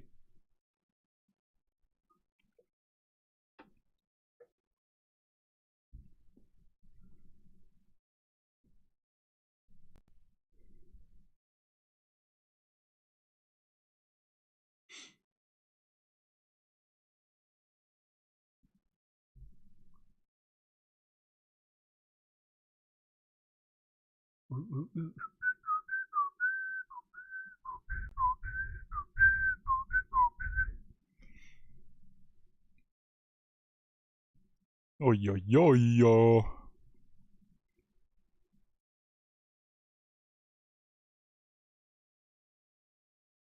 But how is everybody doing here? Now they got Nolan Teasley up in the building, the Minnesota Vikings' new general manager, after firing Kwesi Adolfo-Mensah after staying with the Minnesota Vikings for about 4 years. And Nolan Teasley is the new Minnesota Vikings general manager. Unfortunately, after the draft, but luckily Rob Brzezinski, our intermediate or whatever you call it, GM took place. But now we got Nolan Teasley. Okay, the Minnesota Vikings are at their own actually 4-yard line, and Carson Wentz is under center. Damon Claiborne in the backfield. Oh no, it's actually Max Brosmer and it's actually Xavier Scott. I got all that wrong, but Xavier Scott with a great show of athleticism with him spinning out of multiple tackles and gaining about 9 yards on his first carry.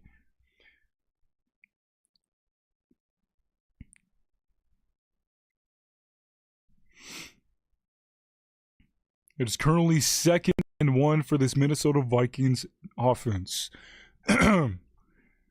Okay, now Max Brosmer is under center. He's going to motion Dante Fleming to his right side. He's going to take the snap. It is going to be a bootleg to the right side. And then there goes Max Brosmer, and he just takes it himself and gets the first down. There we go, Maximus Brosmer. See, and I hate to say this too, but literally just from that rollout, Max Brosmer looked way calmer than JJ McCarthy. I hate saying that, but just the way how Max Brosmer was moving his feet and just kind of rolling out, for some reason, just looked way smoother to me, unfortunately. But anyways, it is currently 1st and 10. Max Brosmer is under center once again. Xavier Scott in the backfield. He's going to motion somebody to his left side, and it's going to be a handoff to Xavier Scott. He breaks one tackle in the backfield and then is able to get back to the line of scrimmage and maybe even gain a yard on the play. It is currently 2nd down.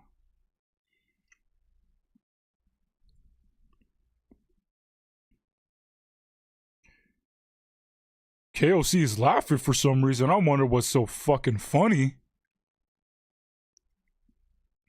I'm just kidding. It is currently 2nd and 10 for this Minnesota Vikings offense. Max Brosmer is under center. Xavier Scott in the backfield. He's going to motion Jayshon Jones to his right side. He's going to take the snap. It is going to be a play-action play. A lot of pressure, and then unfortunately, Max Brosmer is going to be sacked for about a loss of 10 yards. And now they're showing the GOAT, a future Hall of Famer, Justin Jefferson. He's got the diamonds on, ladies and gentlemen. He's got the diamonds on. They dancing. They dancing. It is currently 3rd and 17. Max Brosmer is in the gun. He's got Xavier Scott to his left side. He motions somebody to his right side. He's going to take the snap, and it's just going to be a dump off. But there was a great play by an end to tip the ball, and that is going to be a negative play. And the Minnesota Vikings punt team are going to be going onto the field. It was going to be like a little screenplay, but that end just read it like crazy. And Justin Jefferson's got some grills on, actually. He's got his bottom grills on. It's pretty crazy. Now, it is 4th and 17. There goes the punt. And it is a pretty solid punt. It is actually a great punt. The punt actually lands all the way to the Baltimore Ravens 30-yard line, and they return it to gain about 5 yards at their own 35-yard line. There's currently 10 minutes and 30 seconds in the third quarter, and the Baltimore Ravens have the ball once again.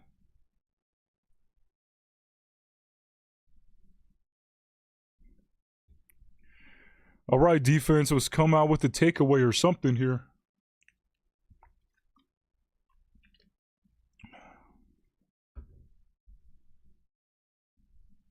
Did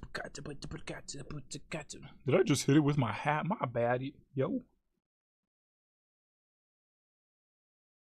Boots and cats and boots, boots, cats and boots and cats and boots, boots, cats and boots and cats and boots, boots, cats and boots and cats and boots, boots, cats and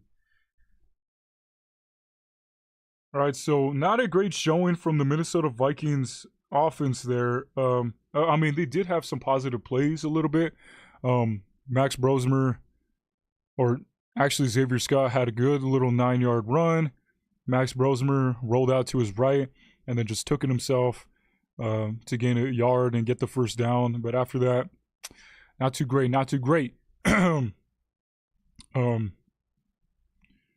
yeah, unfortunately, like I said, even with Max Brosmer being out there, even though Max Brosmer was atrocious last year, in the preseason, he could be a preseason merchant, but he looked calm out there, you know. Unfortunately, got sacked, couldn't really do anything because the defender just pushed one of our linemen straight into Brosmer and then resulted in a sack.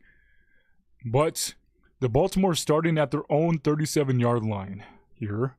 It's currently still commercial. But hey, we are so close, ladies and gentlemen, to the first regular season football game. Literally in about 2 weeks. 2 weeks. The first kickoff commences for the 2026 season.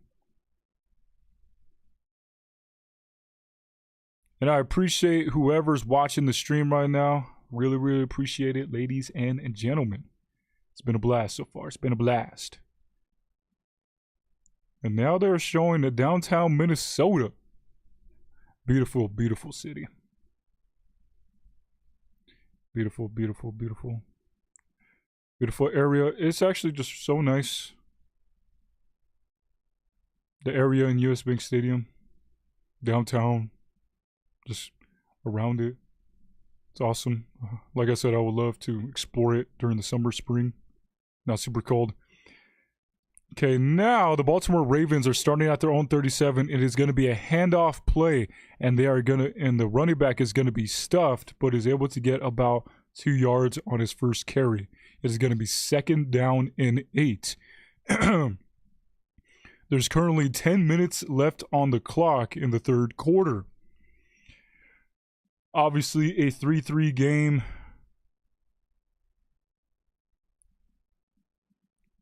Not a very eventful game, unfortunately.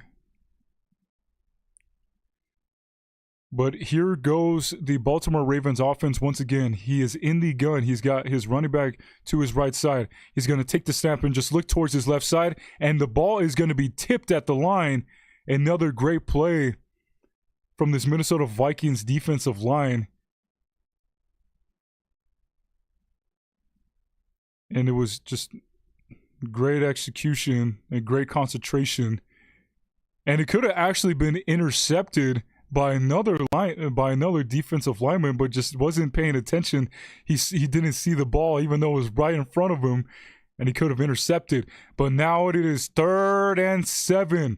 The Baltimore Ravens are going to be in the gun. The Vikings show a lot of pressure, and they're going to give a lot of pressure, and he's just going to dump it. But there was another amazing tackle by number 38 to stuff him short of the first down, or number 39, Thomas.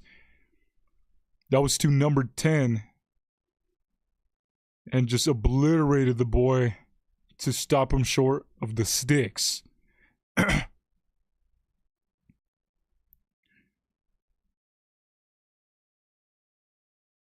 But I think there was a flag on the play. Oh, and there was a penalty on the Minnesota Vikings, unfortunately. And that brings them up all the way to the Minnesota's 39-yard line. Oh, yoy. I didn't even hear what the penalty was. But it is what it is. It is what it is. Okay, now, quarterback is under center. He's got a running back behind him in the backfield. He's going to audible, and he is going to take the snap. It is going to be a pitch play to his left side, and then just once again, another great play by this defensive line to stuff the running back and even lose about a yard on that carry.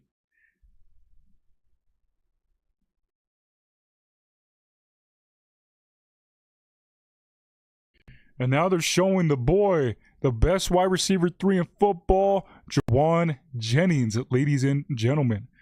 Let's give a hand to Mr. Juwan Jennings that loves dyeing his hair the same color to any team that he's going to be on. Okay, now the quarterback is in the gun. He's going to take the snap. He is looking towards his left side, and he's going to go pretty long. And then there was a great tipped ball by number 39. Once again, Thomas. It was going to be a great play from this offense, but Thomas just said none of that. None of that. The ball was a little bit low, and Thomas was just able to bat that boy down. And it's going to be 3rd down and long, ladies and gentlemen. 3rd and 11 for this Minnesota Vikings defense. There's currently 8 minutes and 22 seconds left in the 3rd quarter. Vikings fans are absolutely roaring and lighting up the U.S. Bank Stadium. And now the quarterback is going to be in the gun.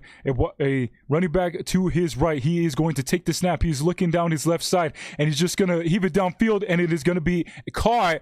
And then he was able to break 1 tackle, and that was about a gain of 25 yards there. Great concentration from the quarterback. Chuck Demings was not able to tackle the boy, and now they are in Vikings territory, or they have been in Vikings territory, but now they're in the Vikings red zone. Number 81.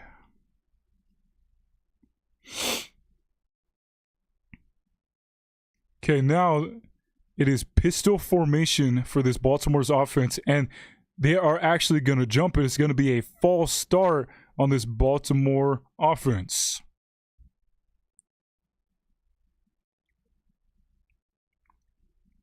Bring that shit back, boy.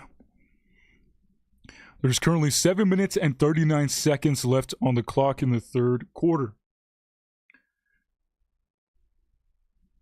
It is going to be 1st and 15, and the Baltimore Ravens are at Minnesota's 18-yard line. Minnesota Vikings are absolutely lighting up the U.S. Bank Stadium right now. And now it is going to be in the gun, and he's going to look towards his right side, just dump it off real quick towards a tight end, and he gains about 7 yards on that play. But it is going to be 2nd down.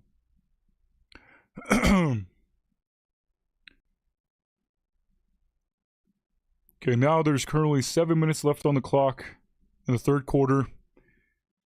Gave up a big play, but so far the Minnesota Vikings defense has been playing pretty locked down, especially whenever it's come to the run.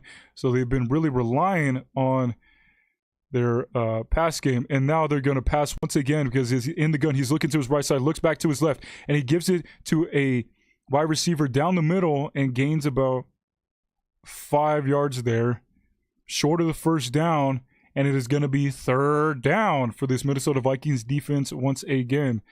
That was to Nestor, number 10. 3rd down, ladies and gentlemen. I need the horn, actually. That would be fire. What do you guys think? Should I have the horn on 3rd downs and I just have like a key? It's gonna be 3rd and 5. They gained 4 on the last play. Vikings fans are absolutely lighting this stadium up. The quarterback is going to be in the gun. He's currently audibling. He's got a running back to his left side. He is going to take the snap. He's looking towards his left side, and he's going to give it to a wide open receiver, number 10, Nestor, for the touchdown. It is currently a 9-3 game, and there was just nobody there. Nobody read that play. That was on number 48 that just wasn't reading that play, unfortunately. He had a chance to go in and make a play on the receiver, but they get 6 on the drive. Not a great display there from this Minnesota Vikings defense. And now there is an extra point attempt, and the kick is up, and it is good. It is currently 10-3 Baltimore.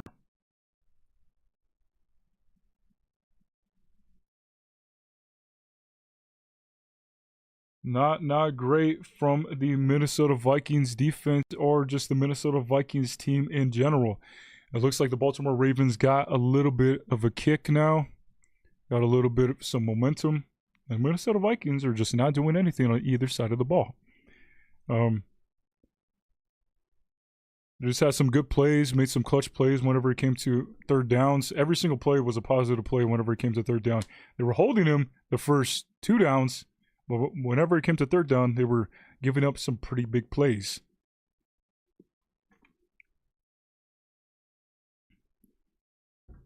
Not good, not good.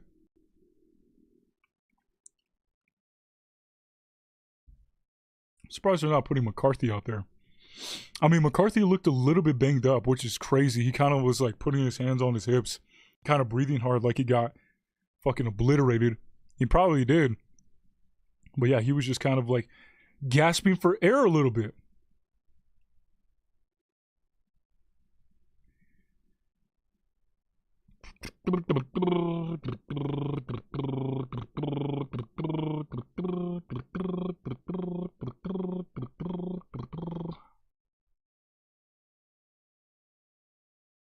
Yeah, like I said, I just hope that, because people say it's preseason, right?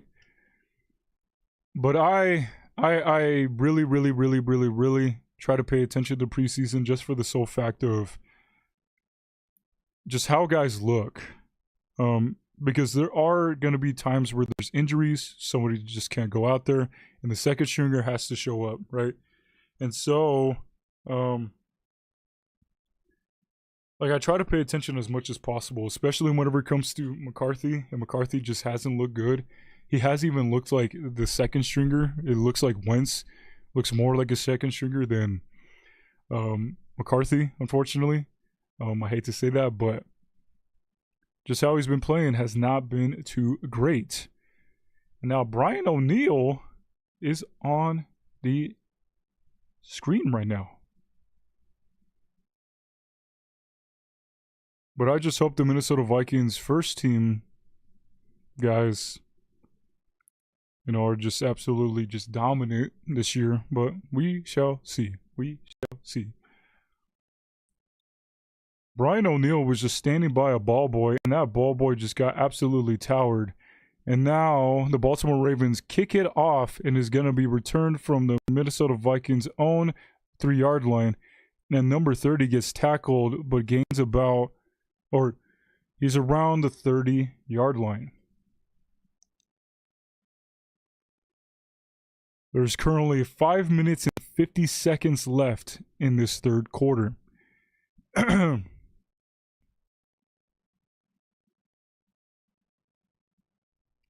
It's currently 1st and 10.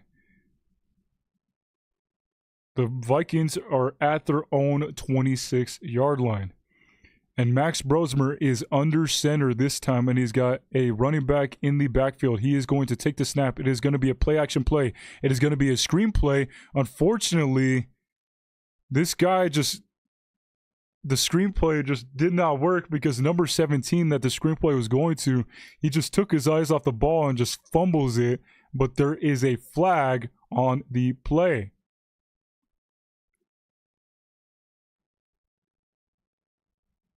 It is on the Vikings. I don't know what it was, but nonetheless, it's just a penalty on the Vikings, which is not great. It is very sad. Very, very sad.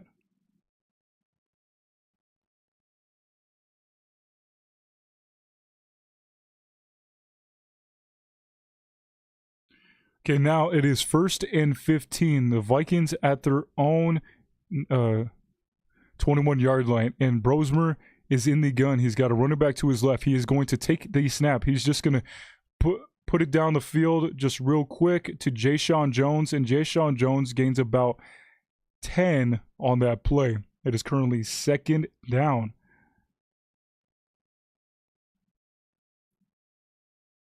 Second and 5 for this Minnesota Vikings team, and they're just going to be going quick. Max Brosmer is going to be in the gun. He's looking towards his right side, and he's going to give it down about 30 yards plus for Dylan Bell. A great play, and now my screen fucking fucks up once again. And then it's quick snap once again. It is 1st and 10 for Max Brosmer in this offense. Max Brosmer is going to take the snap. He's looking towards his left side. Just dumps it off real quick to Dante Flemings and gains about 4 on the play. They're just really snapping the ball really quick.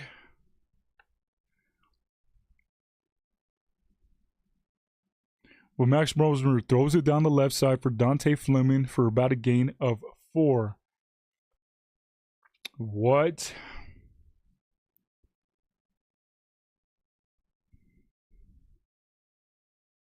Okay, Max Brosmer is under center. He's got number 17 in the backfield. And he's going to motion Dylan Bell to his right side. He's going to take the snap. It is 2nd and 3. And he's going to give it to number 17. And then unfortunately, he's going to lose about a yard on that play. It is going to be 3rd and 4.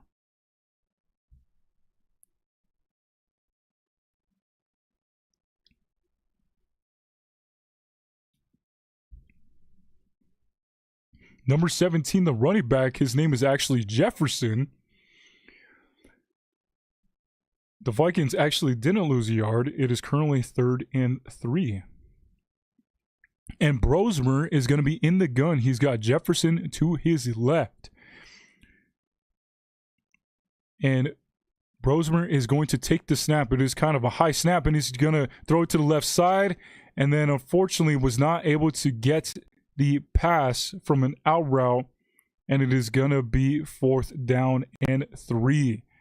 But it looks like the Vikings are going to, or it looks like the Vikings offense is going to be still out there on 4th and 3. There's currently 3 minutes and 17 seconds left in the 3rd quarter.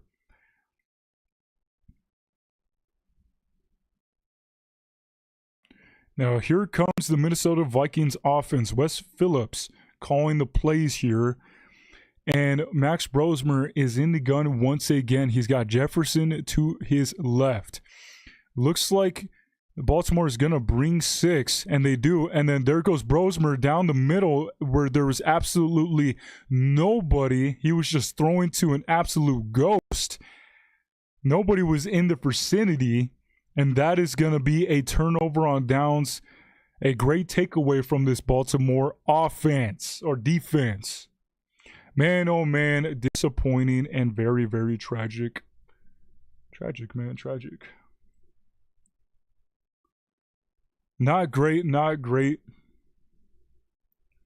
They were able to get down to Baltimore territory, but not capitalize or do anything, ladies and gentlemen.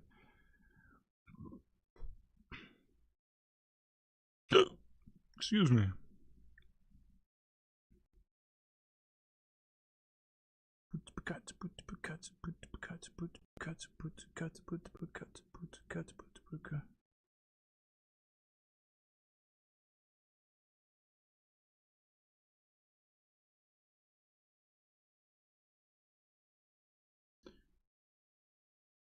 Not a great display for this offense, unfortunately. Offense has been definitely the low light of this whole game, which is to be expected. Kind of sucks, but what can you do? What can you do, ladies and gentlemen? And the offensive line hasn't been, holding up very well, which is obviously causing a lot of issues for every quarterback, actually, because Carson Wentz got sacked twice and Brosmer got sacked once, So, not great, ladies and gentlemen.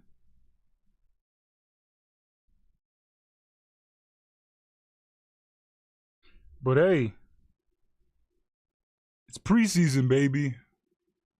First stringers are going to absolutely dominate the whole NFL. I expect, because if the defense is doing really well, then I expect, or if the second string defense is doing really well, then I expect the first string defense to do even better. Because there's a lot of guys that are stepping up on the Minnesota Vikings defense in first stringers anyways. So everybody was really worried whenever we got rid of Jonathan Grenard. We traded him for a 3rd round pick to the Philadelphia Eagles. And they're putting a lot of faith on year 3, Dallas Turner. And Dallas Turner, from reports, from what I've been hearing, sounds like prime Jared Allen. Everybody is just saying, like, this guy has been absolutely electric. He's all over the field. He's getting to the quarterbacks. And whenever the Baltimore Ravens and the Vikings had joint practice, he sacked Lamar in a total of like 8 times in those 2 days. Obviously, you can't be really physical with the guys, so you don't know if Lamar's going to escape those or not, but that's a good display that he was at least putting a lot of pressure on Lamar. Now, the Baltimore Ravens have the ball, and then the quarterback is going to give a nice ball down the field, but there is a flag on the play. It was about a 13, 14-yard game. There's Caleb Banks and Dominic Orange, Big Citrus. and then Caleb Banks is nervous around the camera.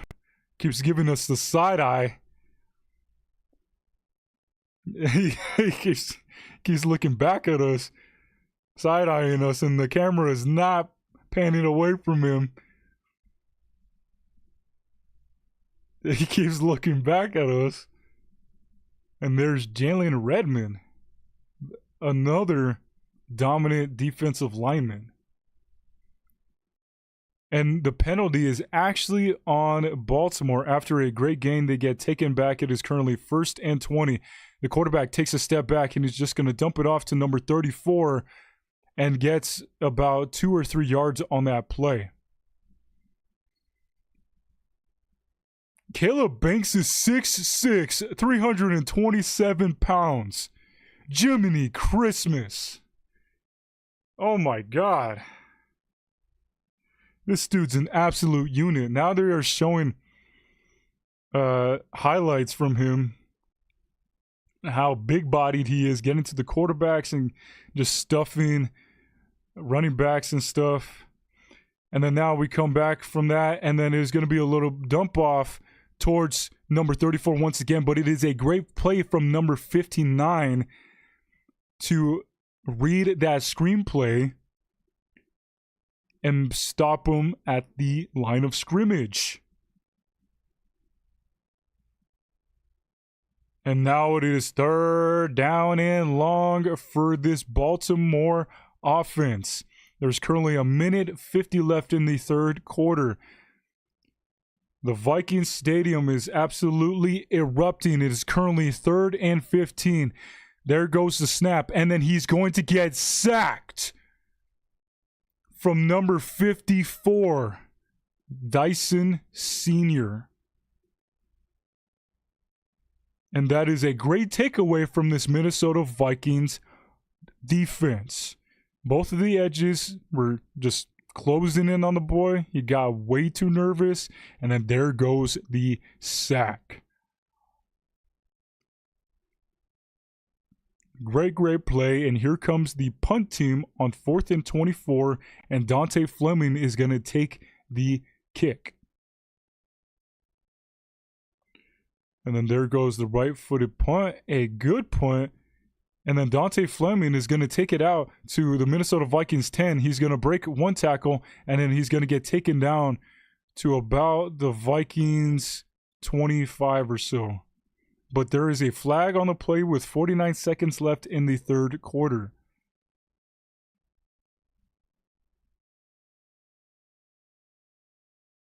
And there isn't a foul on the play. It is 1st down, and the Vikings start at their own 24. And here comes Maximus Brosmer, number 12, back on the field once again, and hopefully he could get this Minnesota Vikings offense rolling.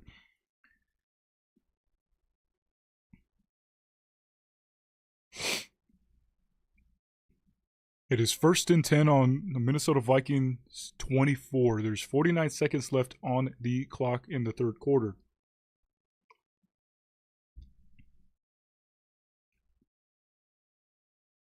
It's currently a 10-3 game Baltimore. And Max Brosmer is under center. He's got Xavier Scott in the backfield. Brosmer is going to motion somebody to his right, and he's going to hand it off to Xavier Scott. And Xavier Scott is going to get about 4 yards on that first carry. It is going to be 2nd and 6.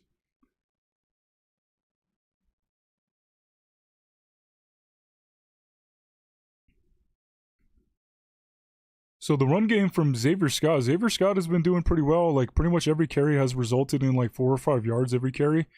But let's see if they do another run play here, because Maximus Brosmer is under center. He's going to motion somebody to his left. Xavier Scott in the backfield. He is going to take the snap. It is actually going to be a play action play. He's looking deep, but just goes to a check down to Jayshon Jones, and he's going to gain about 3 on that play. It is going to be 3rd down. And that is going to be the end of the 3rd quarter for this team. 4th quarter is about to commence. Nothing eventful during that 3rd quarter. Unfortunately, during that 3rd quarter, the Minnesota Vikings offense was not able to stop the Baltimore Ravens from getting 7 on the board. But other than that, the defense has been pretty much locked down, doing their thing, making plays, smothering the quarterbacks. It's just that this offense just can't really get going, unfortunately. Of course, it's 3rd stringers and whatnot, but 4th stringers, actually. Max Brosmer is out there. There's probably even a lot of 3rd string linemen and 4th string and 3rd string linemen out there. But yeah. But this is a crucial 3rd and 3 play, and they're at their own 31-yard line. And they're going to start that off in the 4th quarter. But yeah, I would like to see McCarthy have at least like two quarters with our last preseason game next week. Because like I said, I just don't feel like they're giving him enough time. I mean, like I said, he had a great deep ball for 50 yards to the right side, but he still just does not look comfortable out there. And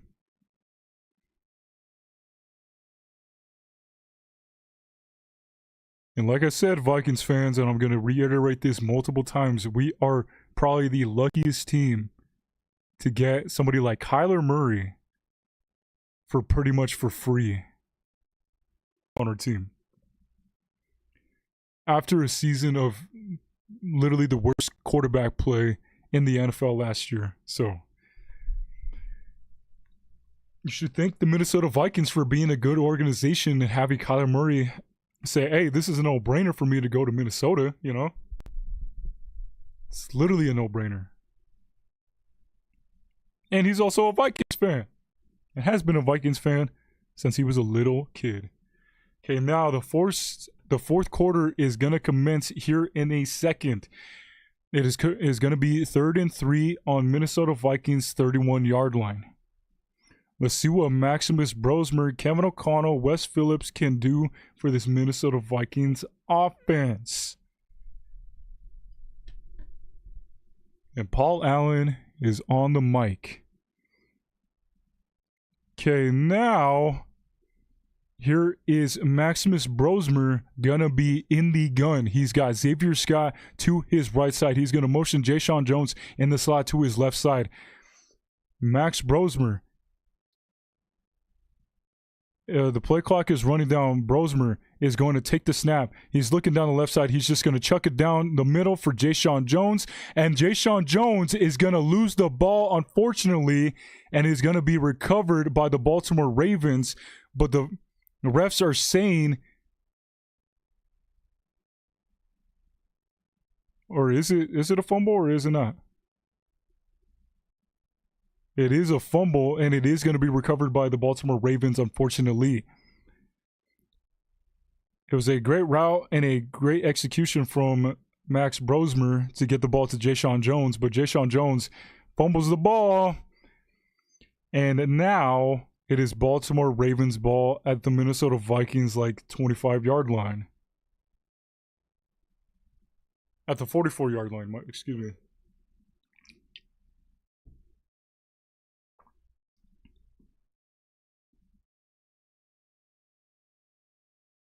Very, very unfortunate. Not looking good. Not looking good. Let's see what my boy Patrick Seaman is doing. Vikings now by Chat Sports.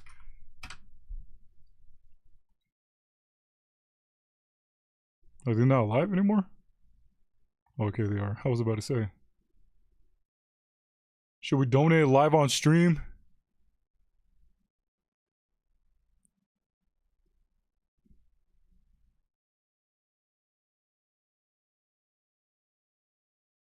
Uh-oh, he's complaining.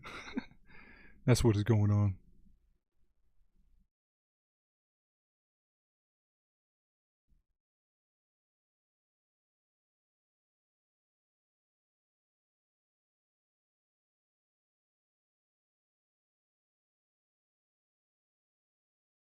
Are people talking about...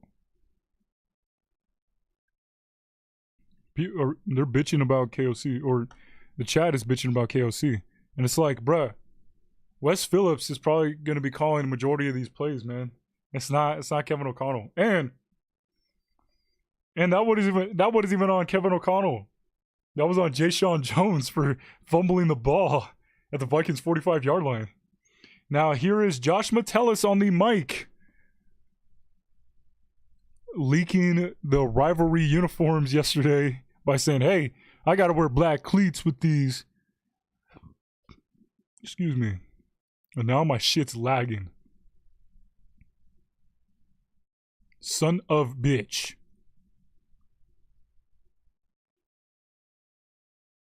Why is my shit lagging? Why my shit lagging? Okay, now we're back, ladies and gentlemen.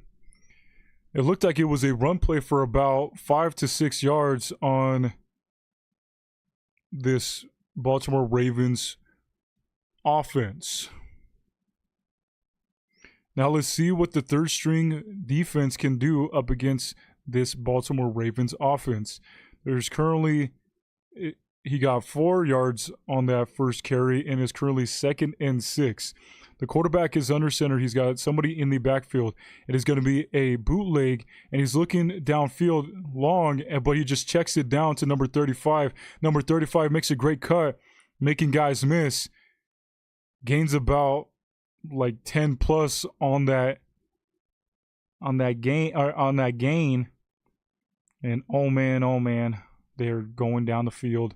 Now Josh Metellus is on the screen. It's a picture of him having a jersey of Jamal Adams.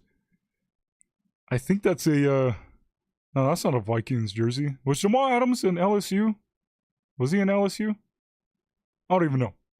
But no matter, because the Baltimore offense is going to take the snap and he's just going to throw it downfield. Great patience from the quarterback, and then delivers a great ball to number 6 down the field for about a gain of 11. And now they are in Minnesota Vikings red zone. He had a lot of pressure at him. Nobody blocked an edge, and he was able to get to him, but he was able to get the ball out and get the first down and a little bit more, ladies and gentlemen. Now the quarterback is under center. He's got a running back in the backfield. The Vikings only show that they're bringing 4, and they're actually going to bring 6 for a run play. And then there is a flag, but the running back gained about 3 on that play. It looks like it's going to be on Baltimore this time. It is going to be a holding call. It's going to bring them back 5. There's going to be 1st and 15 for this Baltimore Ravens game. A Baltimore Ravens drive, whatever the fuck. ESNAF. I was thinking of FNAF. But Mr. ESNAF 56. Welcome into the stream, my boy. It is currently 1st and 20. Actually, my apologies. And now the quarterback is going to be in the gun. He's got a running back to his right, and he's going to take the snap. He's looking down the middle, and then there is a wide open receiver, number 18, for a gain of about 17 on the play. It is going to be 2nd down. There's currently 12 minutes and 21 seconds left in the fourth quarter. They're currently at the Minnesota Vikings, it looks like 7 or 8 yard line. And it is going to be 2nd and 5, 15 yards gain on that last play. And now the quarterback is going to be under center. And then there was some movement on the line of the offense, and it is going to be a false start. Let me watch game. I understand what you're saying, my man. For me, I'm doing my own thing where it's going to be, you guys are blind, because obviously whenever it comes to the regular season, I'm just trying to practice, since you obviously can't see, regular season games. So I'm trying to hone in my skills and better my skills of trying to talk to you guys whenever you can't see the game and play by play. So it is currently 2nd and 10, and the quarterback is in the gun, and he's going to dump it off, and then is going to be tipped at the line. A great play by this Minnesota Vikings defense, and it is going to be 3rd and 10. Now, Josh Metellus is talking to Paul Allen, and he has Levi Drake Rodriguez right next to him. It's going to be 3rd down. There is 11 minutes and 49 seconds left in the fourth quarter. It's currently a 10-3 game, Baltimore. And this Minnesota Vikings stadium is lighting up. These guys are getting hyped. And now the quarterback is in the gun. He's got a running back to his left. It looks like they're bringing about 7, and then there's going to be a quick check down to a receiver, and then he was able to get to the first down after getting tackled. It's going to be 1st down and goal, ladies and gentlemen. It was a great play call and great execution by number 18. And unfortunately was able to get the first down, and they are literally about to score, unfortunately. There's currently 11 minutes and 18 seconds left in the fourth quarter.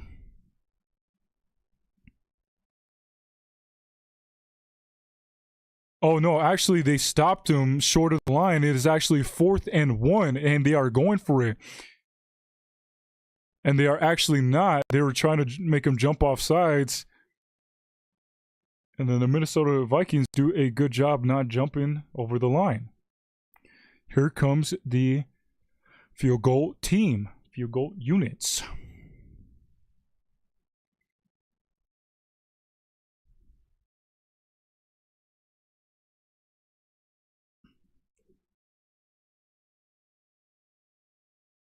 Yeah, see, I was just told right now, because people were complaining about Kevin O'Connell.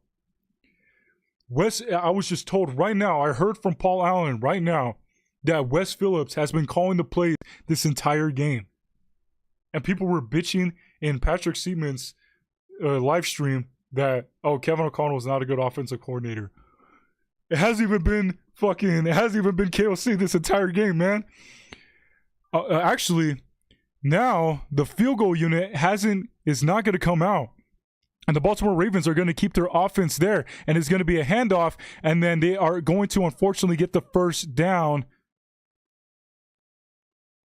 And then they did get the first down. It is going to be 1st and goal for this Baltimore Ravens offense. Hey, yo, what's good, Charlotte Eva? Charlotte Eva? Is that how you pronounce it? Eva? What's good? Welcome to the stream for the Minnesota Vikings Baltimore Ravens preseason game.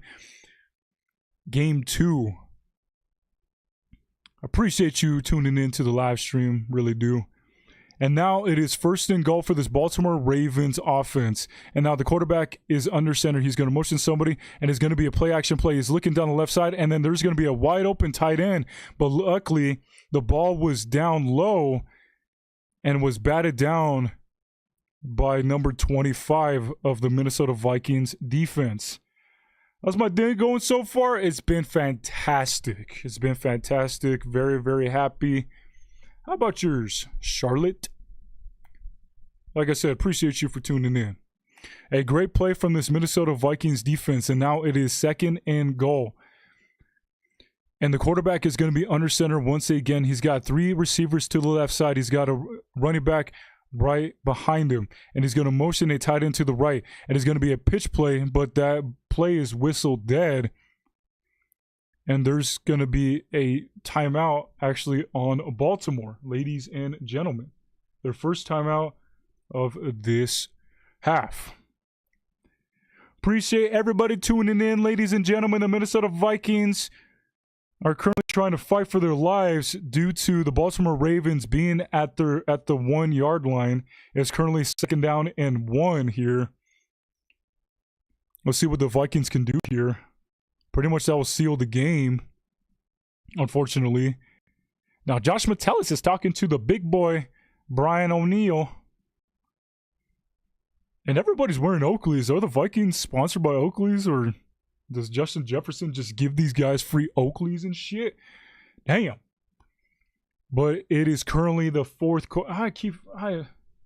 Man, I forgot to put 4th quarter on this bitch. Hold up. Sorry about that, ladies and gentlemen. But it's currently the 4th quarter. And there's 10 minutes and 18 seconds left on the 4th quarter. And it's currently 2nd and goal. And let's see what the Vikings do. Now, the quarterback is under center. It is going to be the same play as last time. It's going to be a pitch play. But the Vikings make a great play and stopping them and losing about 3 yards on the play. But unfortunately, there is a flag. And it could be on the Baltimore Ravens. By the way, you seems like a pretty good stream to me. I appreciate you. I appreciate you, Charlotte. Thank you for tuning in. I really do appreciate it. And if you do like the stream, make sure to like and subscribe. I'm going to be doing this every Sunday whenever the regular season commences in the next 2 to 3 weeks. Going to be doing it every single week in every single Minnesota Vikings game. And the Minnesota Vikings have a great stop and then push these Baltimore Ravens back. They're from Virginia. Oh, look at that. Don't ask me where that is on the map. I have absolutely no idea. I'm a high school dropout, so. But yeah. But hey, that's fire. That's fire. Are you a Vikings fan as well? Or are you a Baltimore fan or just a football fan? Okay, now. It is 2nd down and goal. It was actually a penalty on the Ravens, and it's going to be a quick little dump off to number 13. He was able to gain about 3 yards. It is going to be 3rd and goal for this Minnesota Vikings team. But it's a quick little dump off. It was a good play, but it was also a great play from number 29 because he was getting blocked really well, but he was able to stop he was able to stop the wide receiver from getting anywhere else. It's currently 3rd and goal. And Minnesota takes their first timeout here. And me, I'm from New Mexico. Nuevo? No, is it Nuevo? I forget. I can't speak Spanish, which is crazy, no? Yeah, New Mexico.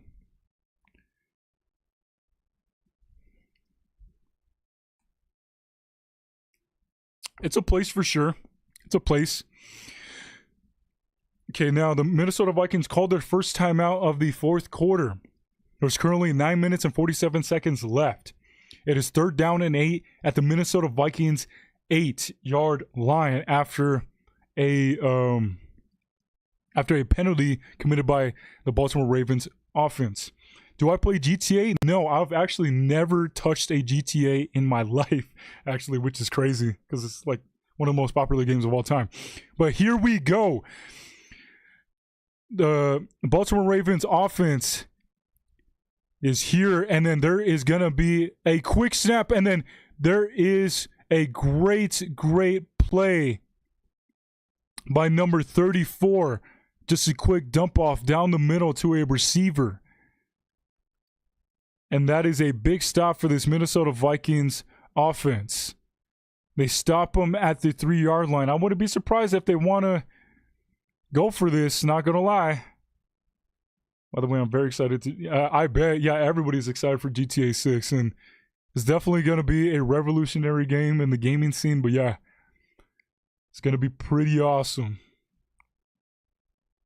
Hey, I appreciate you, Charlotte. I appreciate you. And now the field goal team actually comes out and it is going to be up, and it is good. It is currently a 13-3 game, ladies and gentlemen.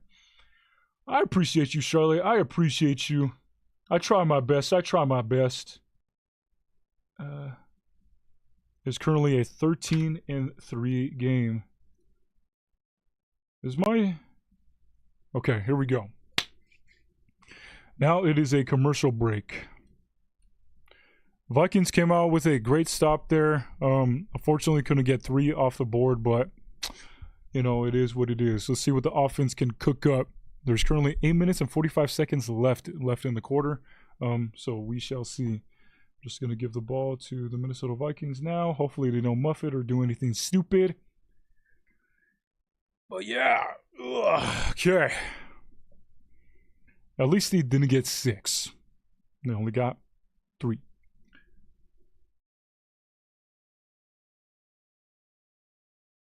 Does my alert box even work?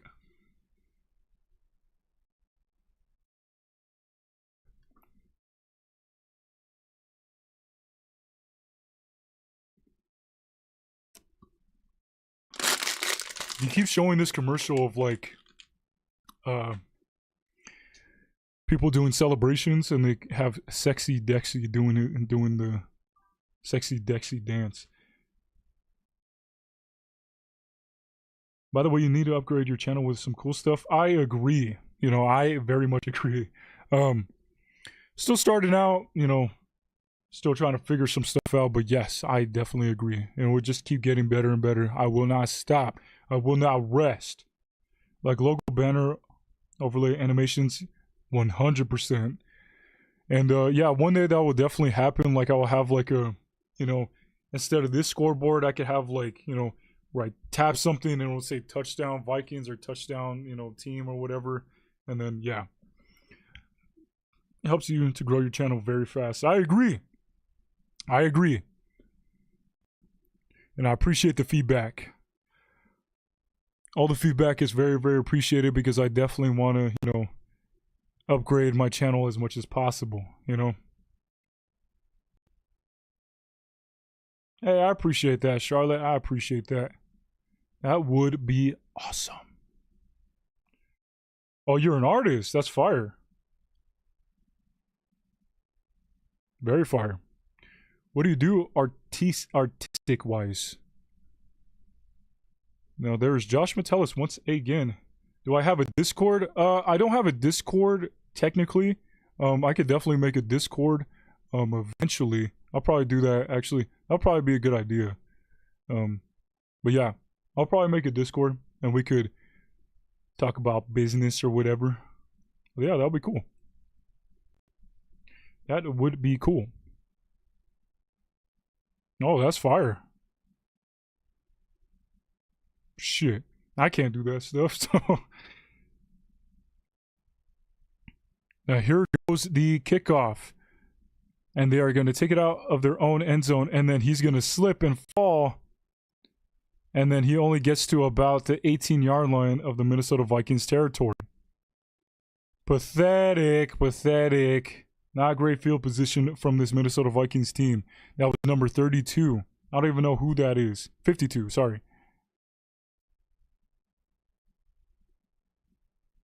His name is Ross. Okay, now Max Brosmer in this Minnesota Vikings offense is back on the field.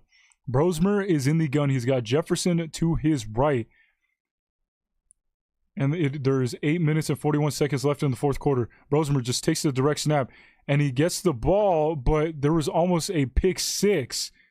That ball was to Dylan Bell. I don't know if he got the catch or not. That was on the sideline. The defender could have easily had a pick six with that. That was a great anticipation, but Dylan Bell had even more great... no, he's out of bounds, unfortunately. His right leg, before he got the ball, was out of bounds. It is currently second down. Yeah, I got you. I got the Discord later. Just got to wait for this game to end, and then I got you. What in the AI? You have an AI commercial of slots football theme, bro.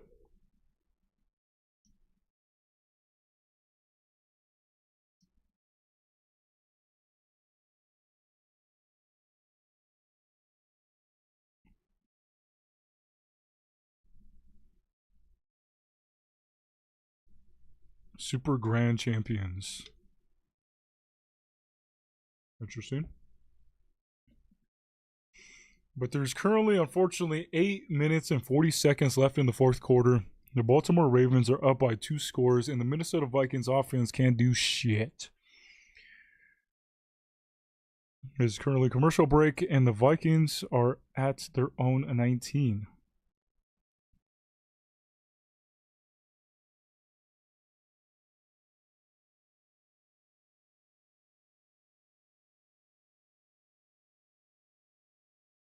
Now they're showing the celebration commercial once again. They're doing the sexy Dexy and then Byron Murphy Jr. Not Byron Murphy. His name is fucking. Why am I forgetting his name? What the hell? What's his name? Damn it. Fuck. Why am I forgetting his name? Why am I saying in my head Cam Dantzler? Cam Dantzler hasn't been on the Vikings for like 3-4 years. Not Byron Murphy. Why am I keep thinking of Byron Murphy as well?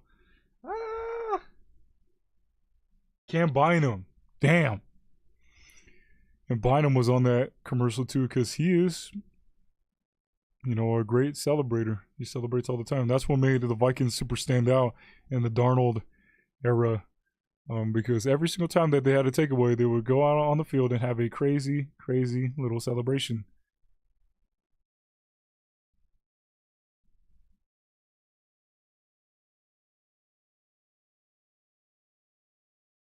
Oh, the refs, I guess, did call that a catch for the offense, but the head coach called a challenge play, and then it went his way, and it is currently 2nd down and 10. Max Brosmer is in the gun. He motions somebody to his right. He's going to take the snap. It is going to be a quick dump to number 42 and a great tackle from this Baltimore defense for a gain of about 2.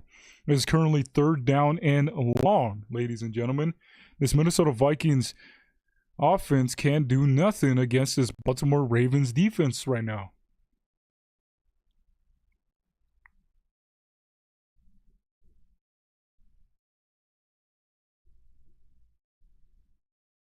Okay, now it is 3rd and 8. Max Brosmer is in the gun once again.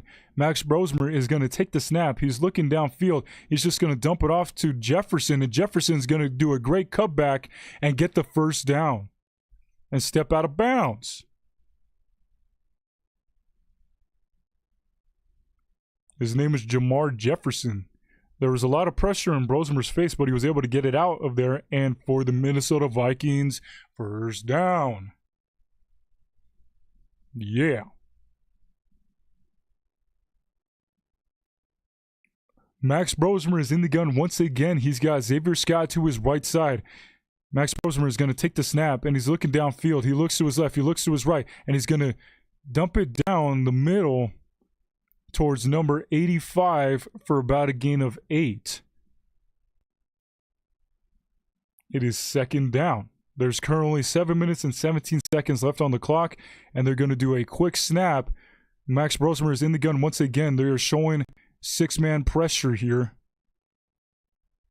And there goes the pressure, and Max Brosmer steps back to pass. He's going to throw it down the right side, and then there was a flag on the play. It is an incomplete pass to Dillian Bell.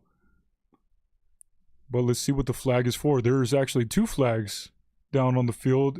There's 7 minutes left in the fourth quarter.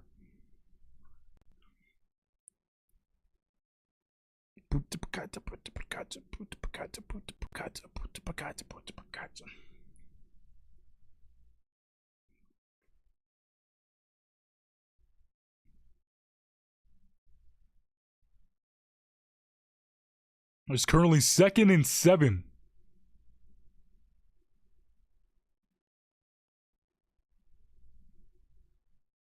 Look at Kyler Murray, bruh. It's currently 2nd and 7. I don't know what the flags were for. I guess they're just offset. But here goes Max Brosmer in the gun once again. He looks to his right side, dumps it down the middle, and to number 81, just 1 yard short, Lang of the first down. It's currently 3rd and 1 for this Minnesota Vikings offense. The clock is running down. His name is Marshall Lang. And let's see what the Vikings cook up right here on 3rd and 1 at their own 40-yard line. Now, Brosmer is in the gun. He's got Jefferson to his right. Brosmer is going to take the snap, and he's looking down his left side, and he's going to give it to a receiver that just was not ready for the ball, and it is going to be 4th down. That was to number 46, Brisker, intended for Brisker. That pass was a little bit too high and a little bit too out of his reach, unfortunately. But the Minnesota Vikings are going to be going for it on 4th and 1 at their own 40-yard line. And Max Brosmer is going to be in the gun. He motions Jayshon Jones to his, or Dillian Bell to his left. He's got Jefferson motioning to his right. And Brosmer is going to take the snap. He's going to hand it off to Jefferson. And Jefferson, with a great release, a great run, and then gets the first down and about 10 more yards. A great play call by Mr. Wes Phillips. It was some great confusion from the left side, from the end, because he thought Brosmer might have taken it, and then there was Jefferson just down the middle where nobody was at, and then there goes Brosmer in the gun. He takes a snap, and then he's going to get sacked, unfortunately, ladies and gentlemen. After a great play, they lose about 6 on that sack. It is currently 2nd down and 17. The Minnesota Vikings are at their own 48-yard line. There's currently 5 minutes and 27 seconds left on this clock. Max Brosmer is trying to get these guys lined up as soon as possible. Brosmer is in the gun. He's got Jefferson to his right. He's looking down his left side. He's going to throw it down his left side. There is a wide open receiver. He's going to not break 1 tackle, but gain about 7 on that play. Number 40. There's currently 5 minutes left. It is 3rd down for this Minnesota Vikings offense. It is a 13-3 game, ladies and gentlemen. It is 3rd down and 10, a gain of 7 on that last play.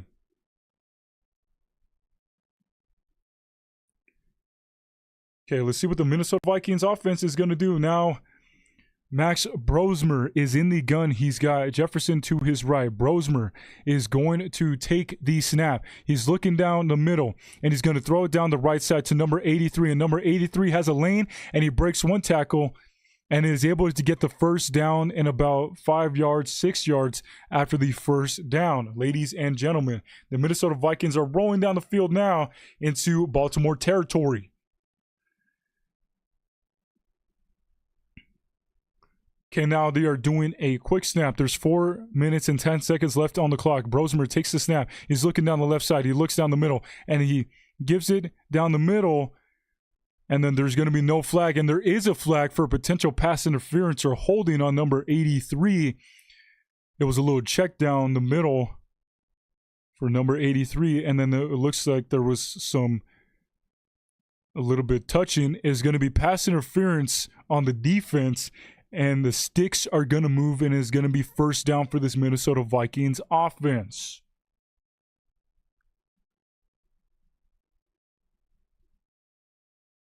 It is 1st down and 5. The Minnesota Vikings are at the Baltimore's 24-yard line. There's 4 minutes and 4 seconds left in the 4th quarter. Let's get some points on the board, boys. It is 1st down. Max Brosmer is going to be in the gun. He's got Jefferson to his left. He's going to motion Dillian Bell to the right side. Brosmer is going to take the snap. He's got a clear pocket. And then there is an interception from Max Brosmer. A really, really bad decision. The safety jumped the ball And then that is an interception, and that is going to be game over for this Minnesota Vikings team. Rosemer just did not see the safety up top and then just delivered a duck.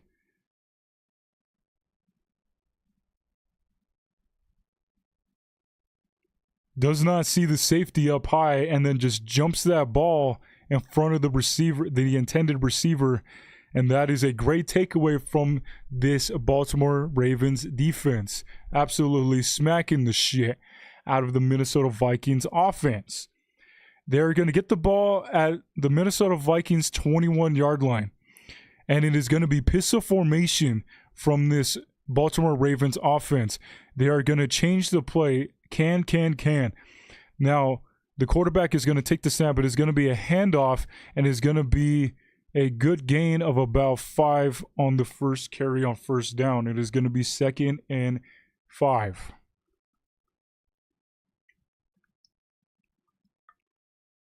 That is another quarterback for the Baltimore Ravens here. I don't know who that is. Actually, it was only a gain of 4.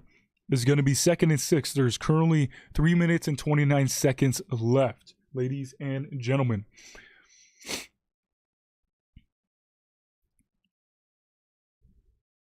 Let me actually change the ball. Hold up. Viking opponent ball. Okay, now the quarterback is going to be under center. He's got a running back in the backfield, and then he was going to do a bootleg, dumps it off to a tight end, but unfortunately falls off the fingers of him and is going to be 3rd and 6. Let's see if this Minnesota Vikings team can come away with a great takeaway or just make them go 3 and out. It's currently 3rd and 6 at the Minnesota Vikings 25-yard line, ladies and gentlemen. I appreciate you guys for tuning in. And now the Baltimore Ravens are here, and the quarterback is going to be in the gun. He's got a running back to his right, and it's going to be a quick little dump off to one of the receivers to the right, and it's going to be a good play by the receiver by extending the play by getting tackled and then reaching over to get the first down, unfortunately.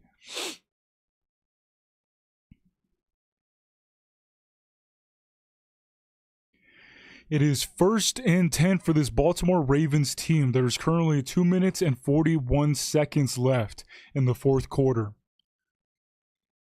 This Minnesota Vikings team wasn't here to play today, was not here to play. And now the quarterback is under center. He is got a running back in the backfield. They are going to send 7.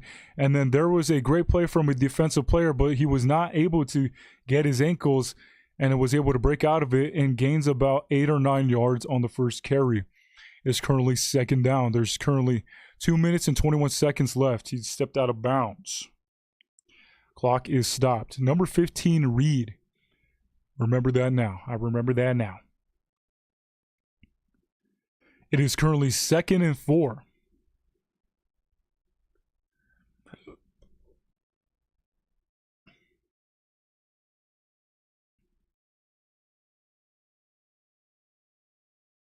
It is 2nd and 4, and now Reed is under center. A running back in the backfield. Reed is going to take the snap, and he's going to give it to the running back. And then there was a great tackle at the line. He was able to gain about 3 on the play. It is currently 3rd and 1 for this Baltimore Ravens offense. And here comes the 2-minute warning, ladies and gentlemen. Unfortunately, this Minnesota Vikings team hasn't been playing that well. You could blame the whole team in general, but the thing about it is that the Vikings have had great takeaways and great stops for the Vikings offense to get the ball back, but just nothing really positive this week for the Minnesota Vikings offense. Just haven't been able to, drive the ball downfield. There was a couple times with Wentz and then obviously with Brosmer in that last drive was able to, but then throws a duck, does not see the safety down the middle, and then just jumps that ball in front of the receiver, and with a great takeaway for that Baltimore Ravens defense. And so, yeah, that drive could have been,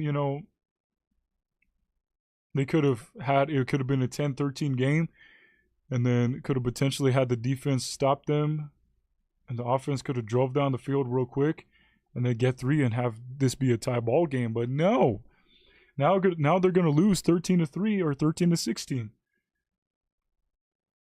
Just not some good stuff showcasing here on this Minnesota Vikings team, unfortunately, ladies and gentlemen.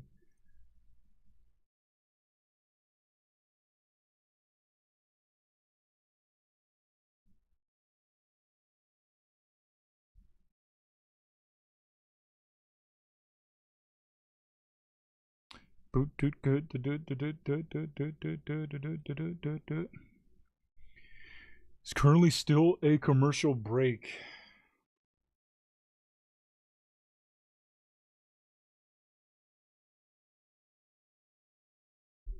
Not a great way to open up US Bank Stadium, ladies and gentlemen. Not a good way.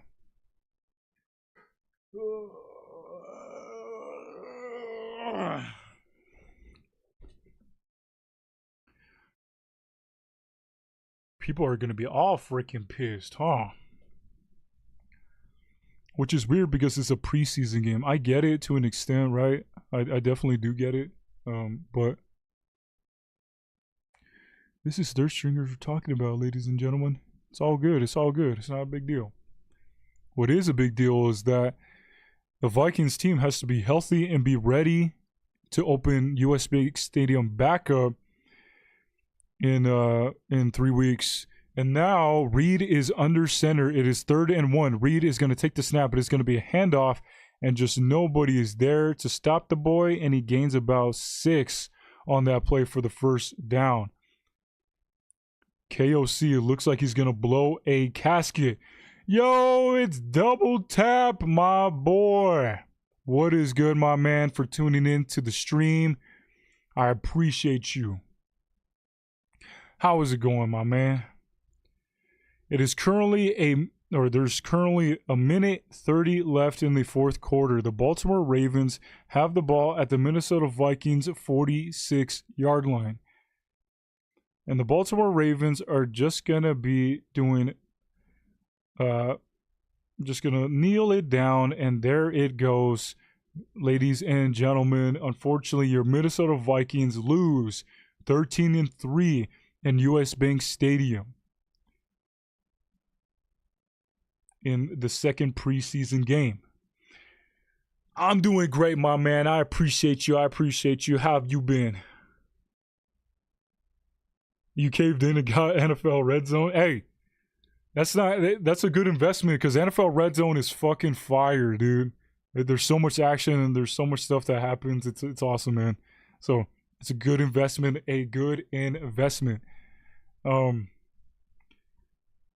Unfortunately, there goes the Minnesota Vikings dropping down in the NFL preseason record to 1-1. They go into US Bank Stadium and get absolutely smacked by the Baltimore Ravens.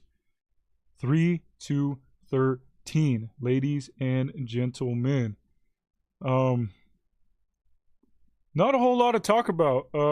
Obviously, having McCarthy there for the first quarter looked okay. It wasn't anything crazy. He has a great deep ball to Ty Fountain for a little over 50 yards. But after that, couldn't execute.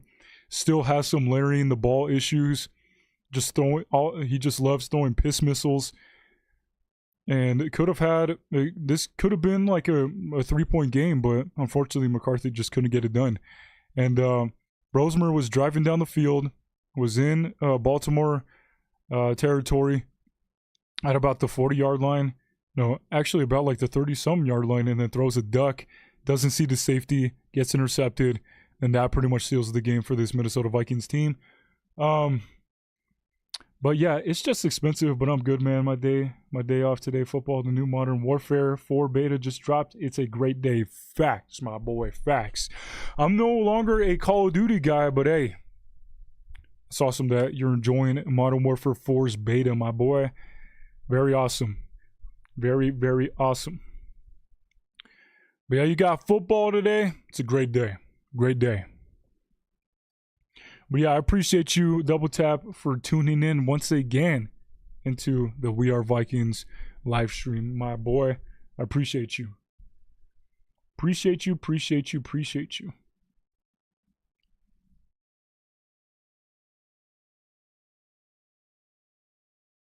But yeah, man, I mean, defense still looked pretty locked down. Obviously, whenever your offense just isn't, getting a good momentum, then your defense is eventually going to fall off for a multitude of reasons.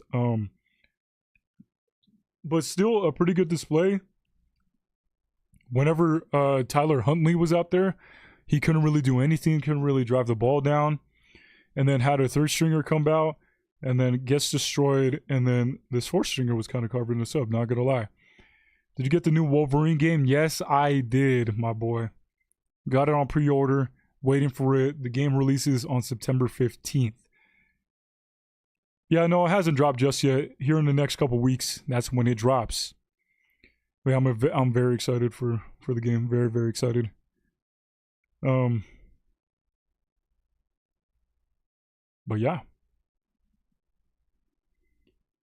But still, defense still looks pretty good for the most part. Like I said, whenever your offense isn't doing anything, eventually the defense is going to start dropping. Not doing that well, but it is what it is.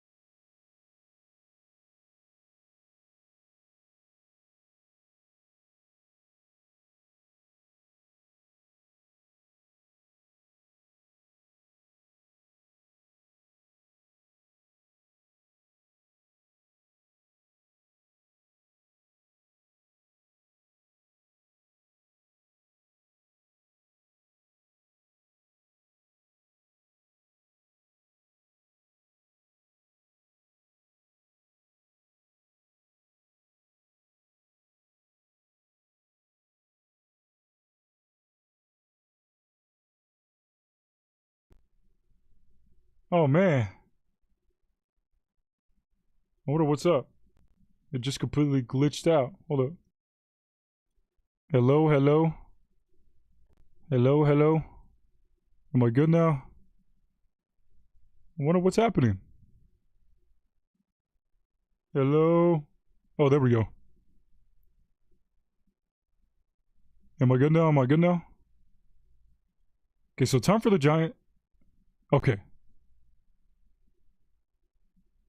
Okay, cool.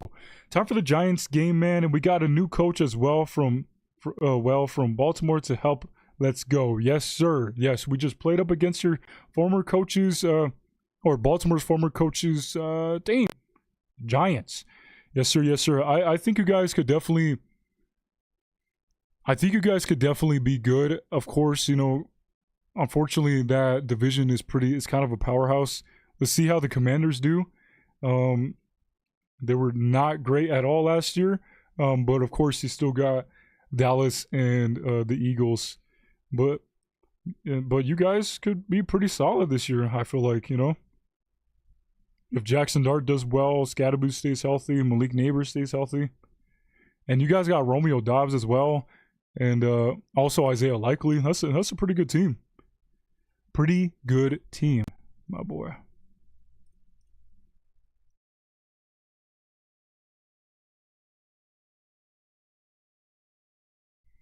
Yeah, dude, let's see what we can do. Hopefully we start strong. Yes, sir. Yes, sir. What do you guys' first game, actually? Who do you guys play up against? Because we play up against our arch nemesis, the Green Bay Packers.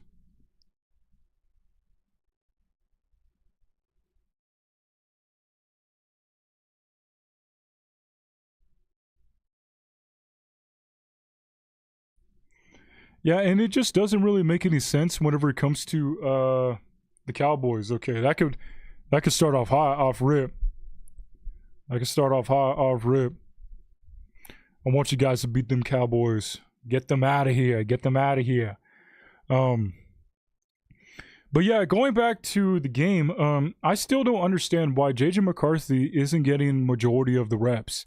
I don't know why somebody like Carson Wentz is getting reps, and I don't know why somebody like Max Brosmer is getting reps. Maybe just for the sake of injury, not for sure. Just due to McCarthy's history, but still, like, you have somebody in Carson Wentz that could be a number two, you know? So I don't really know what the whole deal is with not putting McCarthy out, because I've said this before. I guarantee that Kyler Murray is going to get injured for at least 1 or 2 games, maybe even 3. And guess who has to step up and win those 3 games? JJ McCarthy. And so whenever it comes to JJ McCarthy not getting these reps, it's like, then what do we have him for? If we're just going to put Wentz in majority of the time and put Max Brosmer in the majority of the time. So I'm not for sure, man. I'm not for sure. But at the same time, it's like McCarthy isn't playing well anyways. He's playing okay. But him coming off, you know, this is going to be year 3 for him. And him also being already in the system and was a starter last year. It's like you got to expect the man to have a little bit more of a push, you know, some urgency. And showing himself that he's either a good QB1 and can, or a good QB2 and can stay the QB2, you know? So it just doesn't look right now, you know? He just doesn't look the part. He just looks way too shaken up, and things just don't look proper right now. It just does, nothing seems like it's flowing. So I don't know. I do not know.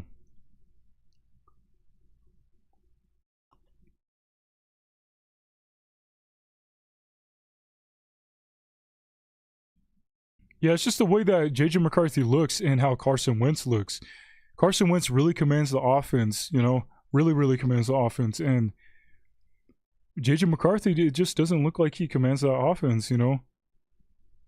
Like there's like pre-snap penalties. And so that's usually on the quarterback, unfortunately, you know? So I don't know, man. I don't know. Hopefully, you know, what we see on tape is, or like, you know, just like in front of us on the preseason, can change over time. I definitely think that benching McCarthy and putting him at the number 2 spot is definitely the right call. And just for the right call for his future, because he obviously isn't a starting caliber kind of quarterback, unfortunately. And so I'm going to always reiterate this. I've said this about 5 or 6 times during this entire live stream. Minnesota Vikings fans, we are very lucky that somebody like Kyler Murray just fell into the Minnesota Vikings lap.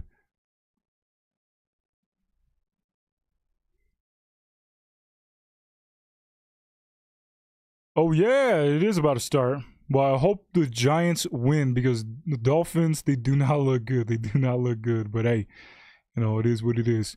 What game am I about to watch? I'm good for today. I'm just pretty much talking, and then I got some other stuff that I got to do relating to Minnesota Vikings content. But yeah, man. Hopefully them Giants put belt to ass to this Dolphins team. You know what I'm saying? But yeah, man, it's like JJ McCarthy just doesn't look the part. It is what it is, you know?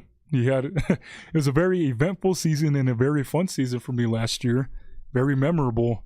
But I'm not, it would still be very idiotic for the Minnesota Vikings to, one, either think about trading, or two, be entertaining a trade to trade JJ McCarthy somewhere else. Because it's like, last year, obviously, we didn't have a system of quarterbacks that we could trust. You know, you need somebody like a good second string quarterback and even third string quarterback that has been in the system for years and years. You know, that's why Nick Mullins would do pretty decent. Like, that guy, for some reason, he would have like 7 touchdowns, 10 picks, and like 750 yards, you know, but he would lose us games, you know.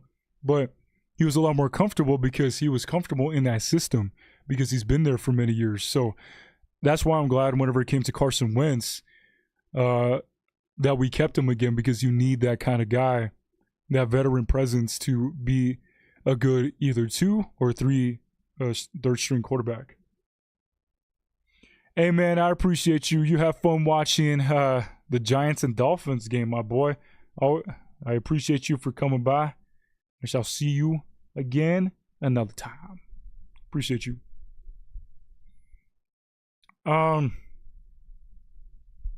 But I just don't see McCarthy taking those steps. Nowhere near taking the steps of being a QB1. And it's even more concerning that I don't really see the positive steps of him going to be that solid QB2. You know? I don't know, man. I don't know if KOC is going to look at film and going to decide to put Wentz at QB2 in the next few weeks or so. Yeah, I don't know, man. I don't know. We'll see, I guess. I still think McCarthy can be a good QB2, but whenever it comes to, like, you just can't wait whenever it comes to the league, man. Sometimes you just can't. And whenever it comes to the Minnesota Vikings, as of right now, we can't really wait. We have Justin Jefferson in his prime. We got Jordan Addison about to hit his prime. We have somebody like Jordan Mason, Aaron Jones, Damon Claiborne that we got. We still got, it seems like, a healthy Christian Darrisaw. Donovan Jackson we drafted. You know, Brian O'Neill just signed an extension, but how long is he going to be with us? How long is he going to be able to stay healthy? You know, just due to his age.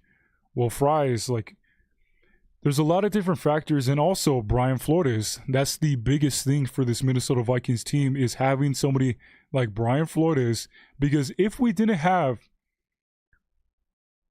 a defense like we have here in Minnesota with Brian Flores, we're probably one of the worst teams in the NFL right now, especially last year. Due to Brian Flores being on the Minnesota Vikings, there was no way we were winning 9 games. We're winning like 4 games max, you know. And a lot of that has to do with Brian Flores being a great defensive coordinator. And so, what are we going to... So, if we were going to just roll with McCarthy this year, then what's the history, or what's the future with Brian Flores, you know? And what's the future of this Minnesota Vikings team, you know? And like, so a lot of jobs are at jeopardy right now, and a lot of people would say that if the Vikings don't win a playoff game, or at least go to the playoffs this year, KOC is done. And whenever KOC is done, then that means Brian Flores is done. And especially since KOC is done, then that means Justin Jefferson is done, you know? So you can't really dilly-dally this season. I don't think that the Wilfs will fire Kevin O'Connell, because who would you get? Who here would you take over somebody like Kevin O'Connell right now if you fire him next year?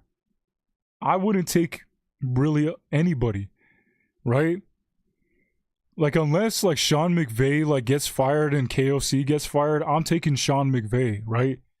But there's just no like reason to get rid of somebody like Kevin O'Connell. And if Kevin O'Connell goes, then Brian Flores goes. Or if they fire Kevin O'Connell, then they make Brian Flores the head coach, right? And then he gets the head coaching job that he's been seeking for a couple of years now, you know? It's just that, man, like, and like I was saying, is that, you know, we cannot dilly-dally whenever it comes to somebody like Brian Flores, because there's a huge chance where I'm like almost 85 to 90% sure that he's going to get a head coaching job next year. And so he got close this year. You know, he interviewed with Pittsburgh. He interviewed with the Jets. He even interviewed with the Giants. So it's like, what are we going to do at the defensive coordinator position when we all pretty much know that Brian Flores is going to step away from the DC job for the Minnesota Vikings? I don't know, man. I don't know. So you got to make it count. This is your only shot. This is the best shot you've had since having Sam Darnold, you know? And like I said, we are very lucky to have somebody like Kyler Murray just fall into our laps. Yes, people like to talk about how short he is. Yes, people like to talk about his work ethic, but man, like, if you just look at film, if you just study him, what he did in Arizona, and mind you, Arizona is such a really bad organization, man. And people can have questions. They're like, okay, Arizona just let go of Kyler Murray. They didn't try to trade him or anything. They didn't try to get any value. They were just like, nah, we're good. And released him, and then he's getting paid a shit ton of money at a place that he's not even in. So people could ask, they're like, okay, there has to be something wrong with Kyler Murray if the Arizona Cardinals just release him without even hearing out trades. And so that's understandable, but you also have to understand that the Cardinals haven't been good since Kyler Murray has been at the helm. Kyler Murray, his stats with Arizona are crazy, you know, meaning by the record. The record without Kyler Murray is below 500. With the record with Kyler Murray is above 500. And that's not a fluke, man. Having a capable quarterback means a whole lot. It means everything, you know. Not having a quarterback is detrimental, and that's what sucks, being in the position that the Minnesota Vikings are in, because yes, there are definite question marks whenever it comes to somebody like Kyler Murray. The biggest question mark, in my opinion, is him staying healthy. How often is he gonna stay healthy, right? Is there gonna be a time where somebody like McCarthy has to step in, right? And is McCarthy gonna be ready to be that QB2 that takes that step, takes that stride, and wins him one or two games, right? So that's just the biggest question mark for me anyways. I have no doubt that Kyler Murray is going to flourish in Kevin O'Connell's system. Kyler Murray and Kevin O'Connell are pretty much made for each other. The way that Kevin O'Connell likes calling his plays is pretty much like Kyler Murray's bread and butter. Kyler Murray, majority of the time whenever he takes the ball, is in the gun or in pistol formation. And so, yeah, people like to talk about his height, but it's like he's still a really capable quarterback, right? And he's pretty much in his prime as well. He's in his prime years. And so whenever you have the best arsenal that he's ever had in his entire tenure with the Arizona Cardinals, I just don't see how he does not succeed. Because let's go through his roster of people that Kyler Murray had. So Kyler Murray, his first year, had Larry Fitzgerald. Larry Fitzgerald obviously is one of the most underrated wide receivers of all time, and is a Hall of Famer, right? And then after that has AJ Green, Marvin Harrison Jr., Trey McBride, DeAndre Hopkins. But would you take any of those guys, one of those guys, for somebody for the kind of arsenal that we have in the Minnesota Vikings room? Hell no, right? Of course you would take Trey McBride in a fucking heartbeat whenever it comes to TJ Hawkinson. But out of all those guys, I'd rather take Justin Jefferson, Jordan Addison, Jawan Jennings on the same team than stretching those players that I just listed that are on the Arizona Cardinals through a 7-year period, you know, and not having them all together. I just, you know, so he has the best receiver in football. He has a top 5 wide receiver 2. He probably has the best wide receiver 3. It looks like a decent line, right? And has I'm expecting to be a top 3 defense in the NFL. So it's like Arizona's defense has always sucked.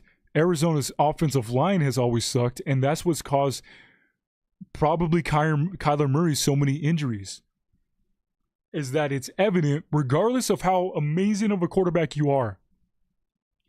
Doesn't matter if you're Patrick Mahomes, Tom Brady, Lamar Jackson. It does not matter how elite you are. Without a good offensive line, you can't do anything. Look at what happened to the 2 guys that I just named earlier last year. Let's start off with Lamar Jackson.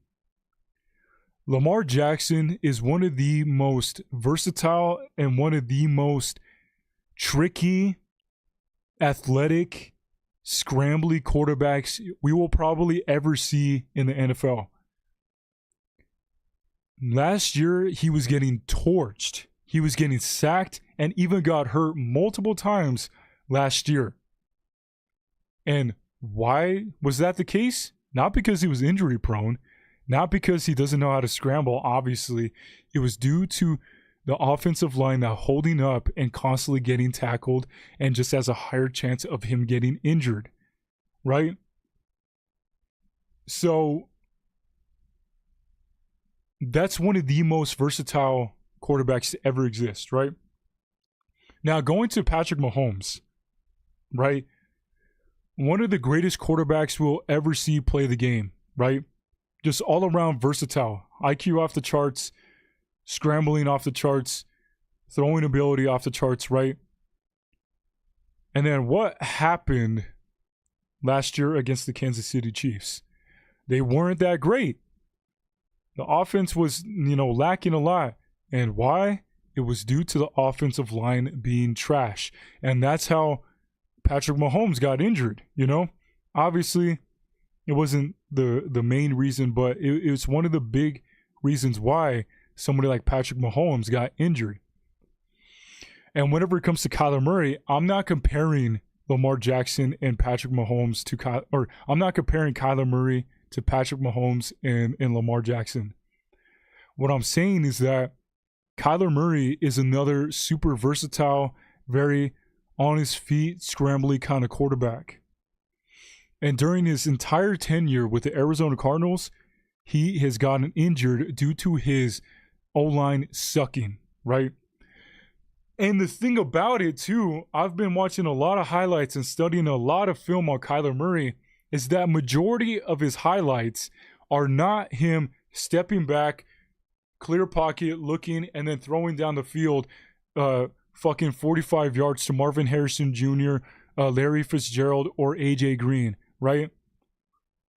It was always majority of his plays, his top plays, are whenever the pocket is collapsing, he nearly gets sacked, everybody's scrambling, he's scrambling, and he finds somebody and then just heaves it downfield for somebody and gets him.